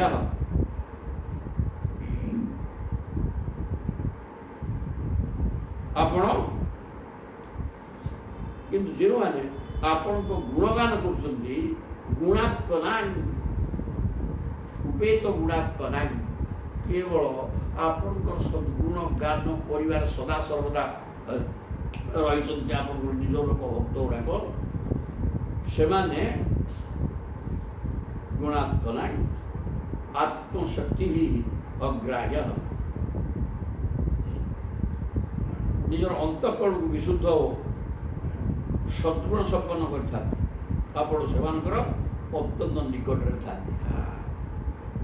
ପ୍ରଭୁ କାହାଠୁ ଦୂରରେ ଥାନ୍ତି, କାହା ନିକଟରେ ଥାନ୍ତି, ଯେ ଯେଉଁଗୁଡ଼ାକ କେବଳ ସାଂସାରିକ କର୍ମରେ ପାଗଳ ହେଇକି ବୁଲୁଛନ୍ତି, ଆପଣ ତା ହୃଦୟରେ ଥିଲେ ମଧ୍ୟ ଯେହେତୁ ମନ ଆପଣଙ୍କୁ ଜାଣିପାରୁନି, ତେଣୁ ତାଠୁ ବହୁତ ଦୂରରେ ଅଛନ୍ତି।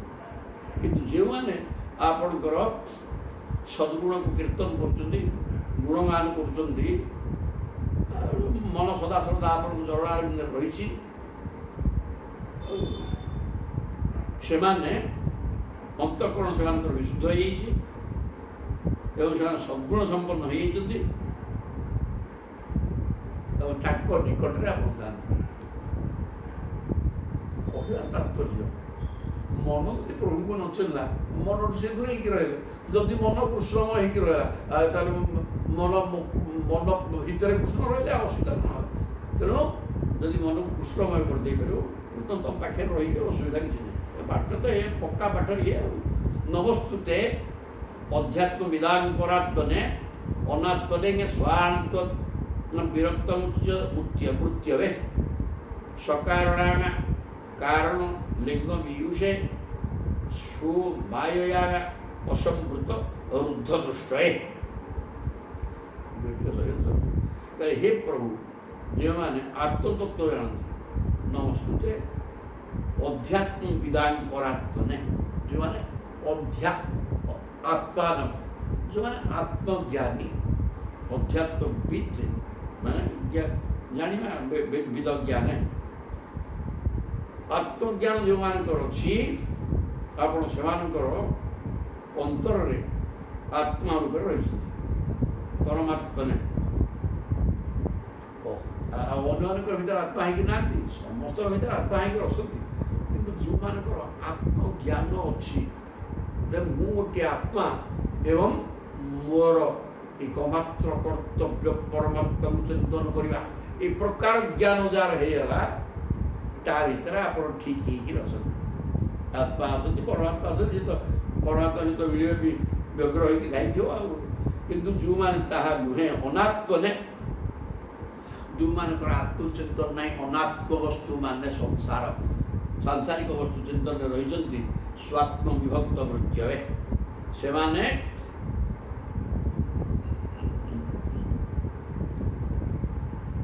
ଯେଉଁମାନେ ଶରୀର ଆଦିକୁ ହିଁ, ଶରୀରକୁ ହିଁ ମୁଁ ବୋଲି ଚିନ୍ତା କରି ବା ନିଜର ଆତ୍ମା ବୋଲି ଭାବୁଛନ୍ତି, ସେମାନଙ୍କ ଭିତରେ ଆପଣ ମୃତ୍ୟୁ ରୂପରେ ରହିଛନ୍ତି।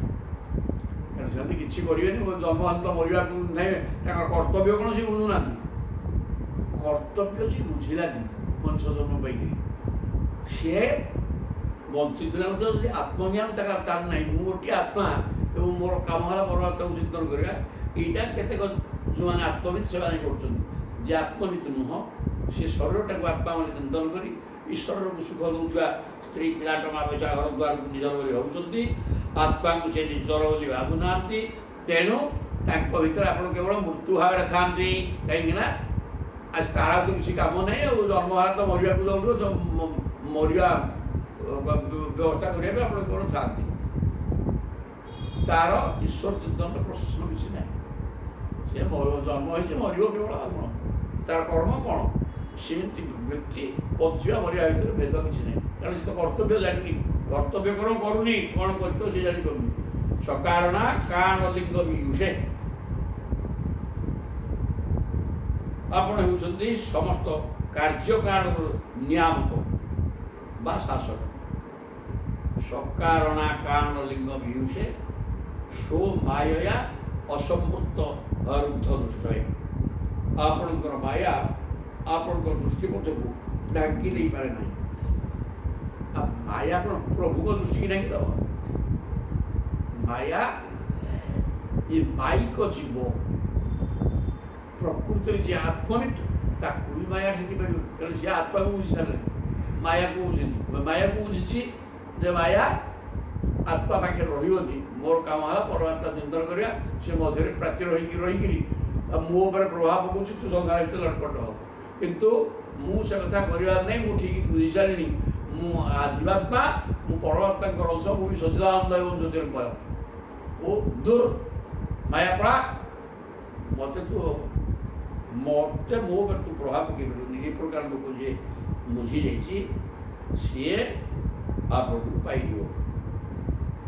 କହିଲେ ସୋ ମାୟା ଅସମ୍ପୃକ୍ତ ରୁଦ୍ଧ ଦୃଷ୍ଟ, ଯିଏ ଆପଣଙ୍କ ମାୟାକୁ ହଟେଇକିରି ଯାହା ଦୃଷ୍ଟି ଆପଣଙ୍କ ଆଡ଼କୁ ପଳେଇଲାଣି ସିଏ ମୁକ୍ତି ପଥର ପଥିକ ହେଇଗଲା, ଅନ୍ୟ ଗୁଡ଼ାକ ହେଇପାରିବେ ନାହିଁ।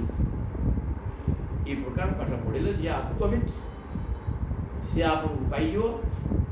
ଯେଉଁମାନେ ଅନାତ୍ମ ବସ୍ତୁ ପଛରେ ଗୋଡ଼େଇଛନ୍ତି ସଂସାର ହେଇକିରି, ତାଙ୍କ ପାଖରେ ଆପଣ, ଯିଏ ଆତ୍ମବିତ୍ ତା ପାଖରେ ପରମାତ୍ମା ହେଇକି ରହିଛନ୍ତି, ସିଏ ଆପଣଙ୍କ ସେ କର୍ତ୍ତବ୍ୟବୋଧ ତାର ଅଛି, ସେ ଆପଣଙ୍କୁ ଦର୍ଶନ କରୁଛି, ଅନୁଭବ କରୁଛି। ଯିଏ ଅନାତ୍ମ ବ୍ୟକ୍ତି ସଂସାର ହେଇକି ଧାଇଛି, ତାକୁ ତା ପାଇଁ ଆପଣ ମୃତ୍ୟୁ ରୂପରେ ଅଛନ୍ତି, ସେ କିଛି ସେଟା ପାଇବନି। ତେଣୁ ତାର ଦୃଷ୍ଟି ଅନାତ୍ମ ବସ୍ତୁ ଭିତରେ ବୃଦ୍ଧି ହେଇଯାଇଛି, ସେ କେବଳ ଜନ୍ମ ହେଲା ଖାଇ ପିଇକିରି ପଶୁ ଭଳିଆ ଖାଇବ ପିଇବ ହଉଥିବ, ବଂଶ ବିସ୍ତାର କରିବ। ସତ୍ୟଂ ସାଧି ସୁଭୃତ୍ୟାନେ ନଃ କିଂ ଦେବ କରବାମହେ ଏତ ଦନ୍ତ ନୃଣାଂ କ୍ଲେଶଃ ଯତ୍ ଭବାନ୍ ଅକ୍ଷିଗୋଚରଃ ସତ୍ୟଂ ସାଧି ସୁଭୃତ୍ୟାନଃ। ହେ ପ୍ରଭୁ, ଆମେ ଆପଣଙ୍କର ଚାକର ପିଲା, ଆମକୁ ଶାସନ କରନ୍ତୁ। କ'ଣ ଆମର କର୍ତ୍ତବ୍ୟ, କ'ଣ ଆମେ କରୁଛୁ ନ କରୁଛୁ, ତାକୁ ଚିନ୍ତା କରି ଆମେ କ'ଣ କର୍ତ୍ତବ୍ୟ ସେ ଜ୍ଞାନ ଆମକୁ ଦିଅନ୍ତୁ, ଶାସନ ଆପଣ କରନ୍ତୁ। କିଂ ଦେବ କରବାମହେ, ଆପଣଙ୍କର ତ ଆପଣ ହେଲେ ପୂର୍ଣ୍ଣ କାମ, ଆଉ ମୁଁ ବା ଆପଣଙ୍କର କ'ଣ କରିପାରିବି? ମୋ ପାଖରେ କ'ଣ ଅଛି, ମୁଁ ଆପଣଙ୍କୁ କ'ଣ ଦେବି, କ'ଣ କରିବି? ବ୍ରାହ୍ମଣଟା ନିରୀହ ବ୍ରାହ୍ମଣ, ତେଣୁ ସୁବିଧାରେ କହୁଛି, ରଜା ତାଙ୍କ ବାଟରେ ଗୋଟେ ପ୍ରଚୁର ସମ୍ପତ୍ତି ଦେଇକି ପ୍ରଭୁଙ୍କୁ ପୂଜା କଲେ, ଇଏ କିଛି ନାହିଁ, ତୁଳସୀ ବାଳ ଫଳମୂଳ ଦେଇକିରି ପୂଜା କରି ତାଙ୍କୁ ସୁନ୍ଦର ଭାବରେ କହୁଛନ୍ତି, ଆପଣ ଆମକୁ ଶାସନ କରନ୍ତୁ। ମୁଁ ଯଦି କିଛି ଭୁଲ ବାଟରେ ଯାଇଛି, ମୋ ବାଟକୁ ପରିଷ୍କାର କରିଦିଅନ୍ତୁ, ଆପଣଙ୍କ ପାଖରେ ଯଦି ମନ ଲାଗିଯିବ। ଏତ ଦନ୍ତ ନୃଣାଂ କ୍ଲେଶଃ, ଆପଣଙ୍କୁ ନ ପାଇଲା ପର୍ଯ୍ୟନ୍ତ ପ୍ରତ୍ୟେକ ବ୍ୟକ୍ତି କ୍ଲେଶ, ମାନେ କେହି କଷ୍ଟ ଆଉ ନାହିଁ ରେ ବାପା। କ୍ଲେଶ ପାଞ୍ଚଟାରେ ପଞ୍ଚ କ୍ଲେଶ, ଅବିଦ୍ୟା, ଅସ୍ମିତା, ରାଗ, ଦ୍ୱେଷ, ଅଭିନିବେଶ। ଏ ପାଞ୍ଚ ଜବରଦସ୍ତ ସମକୁ ଗାଁ ଅବିଦ୍ୟା ମାନେ ମାୟା, ମାୟାରୁ ହଟି ପାରୁନି ମଣିଷ। ଏ ସ୍ତ୍ରୀ ପିଲା ଘରଦ୍ୱାର ଟଙ୍କା ପଇସା ଭିତରେ ବୁଲିକିରି ଇ ନିତ୍ୟ ବସ୍ତୁ ବୋଲି ଭାବୁଛି, ଗଲା। ଅସ୍ମିତା ମାନେ ଅଭିମାନ, ସ୍ୱାଭିମାନ, ମୁଁ ଅହଙ୍କାର, ଅସ୍ମିତା, ମୁଁ ଓଡ଼ିଆ, ୟାକୁ ନେଇକିରି ଯେଉଁ ଅଭିମାନ। ଉତ୍କଳ ମୋର ଦେଶ, ଜଗନ୍ନାଥ ମୋର ଇଷ୍ଟ ଦେବତା, ମୁଁ ହେଲି ଓଡ଼ିଆ, ସବୁଠାରୁ ବଢ଼ିଆ। ବନ୍ଦେ ଉତ୍କଳ ଜନନୀ, এই প্রকার দেলে এই জানা স্বাভিমান, এটা হল অস্মিতা। এইটা অস্মিতা শব্দর অর্থ, এটা তো গোটে এপটକୁ ଗଲାହାରି। ଏ ଅସ୍ମିତା ଶବ୍ଦର ଅର୍ଥ କେହି ବୁଝୁନାହାନ୍ତି, ଟିଭିରେ ପଚାରୁଛନ୍ତି, କିଛି ଆମେ ଜାଣିନୁ କ'ଣ ଛାଡ଼। ତାହେଲେ ଏଇଟା ଅସ୍ମିତା। ଆଉ ଅସ୍ମିତା ମାନେ ଅହଙ୍କାରତା, ମାନେ ଅହଙ୍କାରଟା ମନସୁକୁ ବାନ୍ଧିକିରି ମାରୁଛି। ଅହଙ୍କାର ହିଁ ସବୁଠାରୁ ମୂର୍ଖ, ଅହଙ୍କାରୀ, ଏବଂ ସେ ମୁକ୍ତି ଭକ୍ତି ସେ ହେବନି କି ତାକୁ ଦିଅ ଦେବ ତା ରୁଚି ତାକୁ ଦେଖିବ। ତାହେଲେ ଅବିଦ୍ୟା ଗଲା, ଅସ୍ମିତା ଗଲା, ରାଗ ମାନେ ଆସକ୍ତି, ସଂସାର ପ୍ରତି ଅତିରିକ୍ତ ଜଡ଼ିତ ହେଇଯିବା ହେଲା ଆସକ୍ତି। ମୋ ସ୍ତ୍ରୀ, ମୋ ପିଲା, ମୋ ଘର ସରିଲା ଆଉ ଏଥିରେ ବାନ୍ଧିକିରି ମରିବ ସେ। ରାଗ ହେଲା ମୋର ମମତା, ମମତ୍ୱ ସେ ହେଲା ଲୁହା ଶିକୁଳି, ସେ ଛାଡ଼ିବନି କାହାକୁ। ରାଗ ଦ୍ୱେଷ ମାନେ ଶତ୍ରୁତା ଭାବ, ଯିଏ ମୋର ସେ ତ ମୋର ହେଇଗଲେ ତା ଗୋଟେ ପର ଆଉ ଶତ୍ରୁ ଭାବ, ନିଜ ପ୍ରଭାବ। ଅବିଦ୍ୟା ରାଗ ଏବଂ ଦ୍ୱେଷ ଅଭିନିବେଶ ମାନେ ମୃତ୍ୟୁ ଭୟ। ଯିଏ ଶରୀରକୁ ମୁଁ ବୋଲିକିରି ଭାବୁଛି ସେ ସବୁଦିନ ସବୁ ମୁହୂର୍ତ୍ତରେ 100 ଥର ଲେଖେ ମରୁଥିବ, ମରି ହେଉଥିବ। ଯିଏ କହୁଛି ମୁଁ ଆତ୍ମା, ସେ ବୁଝିଛି ଆତ୍ମା ତ ଅବିନାଶୀ, ତେଣୁ ମୋର ମରିବାର ନାହିଁ। এই প্রকার ହେଲା ଭାବ। ଏ ଭାବ ଜବରଦସ୍ତ ଆସିବ। ଯିଏ ପ୍ରକୃତରେ ଆଧ୍ୟାତ୍ମିକ ଜ୍ଞାନ ସମ୍ପନ୍ନ ଏବଂ ଈଶ୍ୱରଙ୍କ ପଛରେ ଗୋଡ଼େଇଛି ସିଏ କହିବ ମୁଁ ମରିବାର ନାହିଁ, ମୁଁ ମରିବି କାହିଁକି? ତ କିଏ ମରୁନି, ମରିବ କିଏ? ସେ ଏ ଶରୀରଟା ମଲାଟା ମରିବ କ'ଣ? ମଲାଟା ଆଉ କ'ଣ? ଯିଏ ମରିବନି ସେ ତ ମୁଁ ଆଉ ଶରୀର ତ ମଲାଟା 5 ହେଉଥିଲା, ଆଉ ମରୁଛି କ'ଣ କିଛି? କିଏ ମରିବାର ନାହିଁ, କିଏ ମୁଁ ମରିବି? ଏ କଥା ଆତ୍ମଜ୍ଞାନୀ ବୁଝିବ, କିନ୍ତୁ ଯୋଉଗୁଡ଼ାକ ନୁହଁ ସେ ହେଲା ଅଭିନିବେଶତା ନା ସଂସାର ମୃତ୍ୟୁ ସଦାବେଳେ ରହିବ। କ୍ଲେଶ ଯତ ଭଗବାନ ଅକ୍ଷିଗୋଚର, କିନ୍ତୁ ଯେହେତୁ ଆପଣ ଆମର ଅକ୍ଷିଗୋଚର ହେଇଗଲେ, ଦୁର୍ଗୋଚର ହେଇଗଲେ, ଆଖିର ସାମ୍ନାକୁ ପଳେଇ ଆସିଲେ, ମୁଁ ଦର୍ଶନ କରିଦେଲି, ଆଉ ପଞ୍ଚକ୍ଲେଶ ଆମ ରହିବ, ନିକ୍ଲେଶ ଆମର ରହିବନି। ତେଣୁ ଆପଣ ଆମକୁ ଶାସନ କରନ୍ତୁ। ଯଦି କିଛି ସାଧନାରେ ଖଇଚା ଅଛି ଉପଦେଶ ଦେଇକି ଆମକୁ ଠିକ୍ ବାଟରେ ନେଇଯାଆନ୍ତୁ। ଆଉ ମୁଁ ଆପଣଙ୍କର କ'ଣ କରିପାରିବି? ଯାହା ଆପଣ ହିଁ ଆମ ପାଇଁ କ'ଣ କରିବେ? ଭକ୍ତ ପାଇଁ ଭଗବାନ କିଛି କରିବେ, ଆମେ ଆପଣଙ୍କର କ'ଣ କରିବୁ? ଆମ ପାଖରେ କିଛି ନାହିଁ ବାପା। ତେଣୁ ଆପଣଙ୍କୁ ଦର୍ଶନ କରିବା ପରେ ଆମର ପଞ୍ଚକ୍ଲେଶ ହଟିଯାଇଛି। ଆପଣ ମୋତେ ଶାସନ କରିକିରି ଆପଣଙ୍କ ଚରଣାବିନ୍ଦୁ କେମିତି ମୁଁ ପାଇବି ସେ ବ୍ୟବସ୍ଥା କରାଇ ଦିଅନ୍ତୁ ହେ ପ୍ରଭୁ। ରହିଲେ ଜ୍ଞାନ ଗୁଡ଼ାକ କିଏ ଗଡ଼ିଗଲେ ଆଉ କିଏ ଦେଖିବା।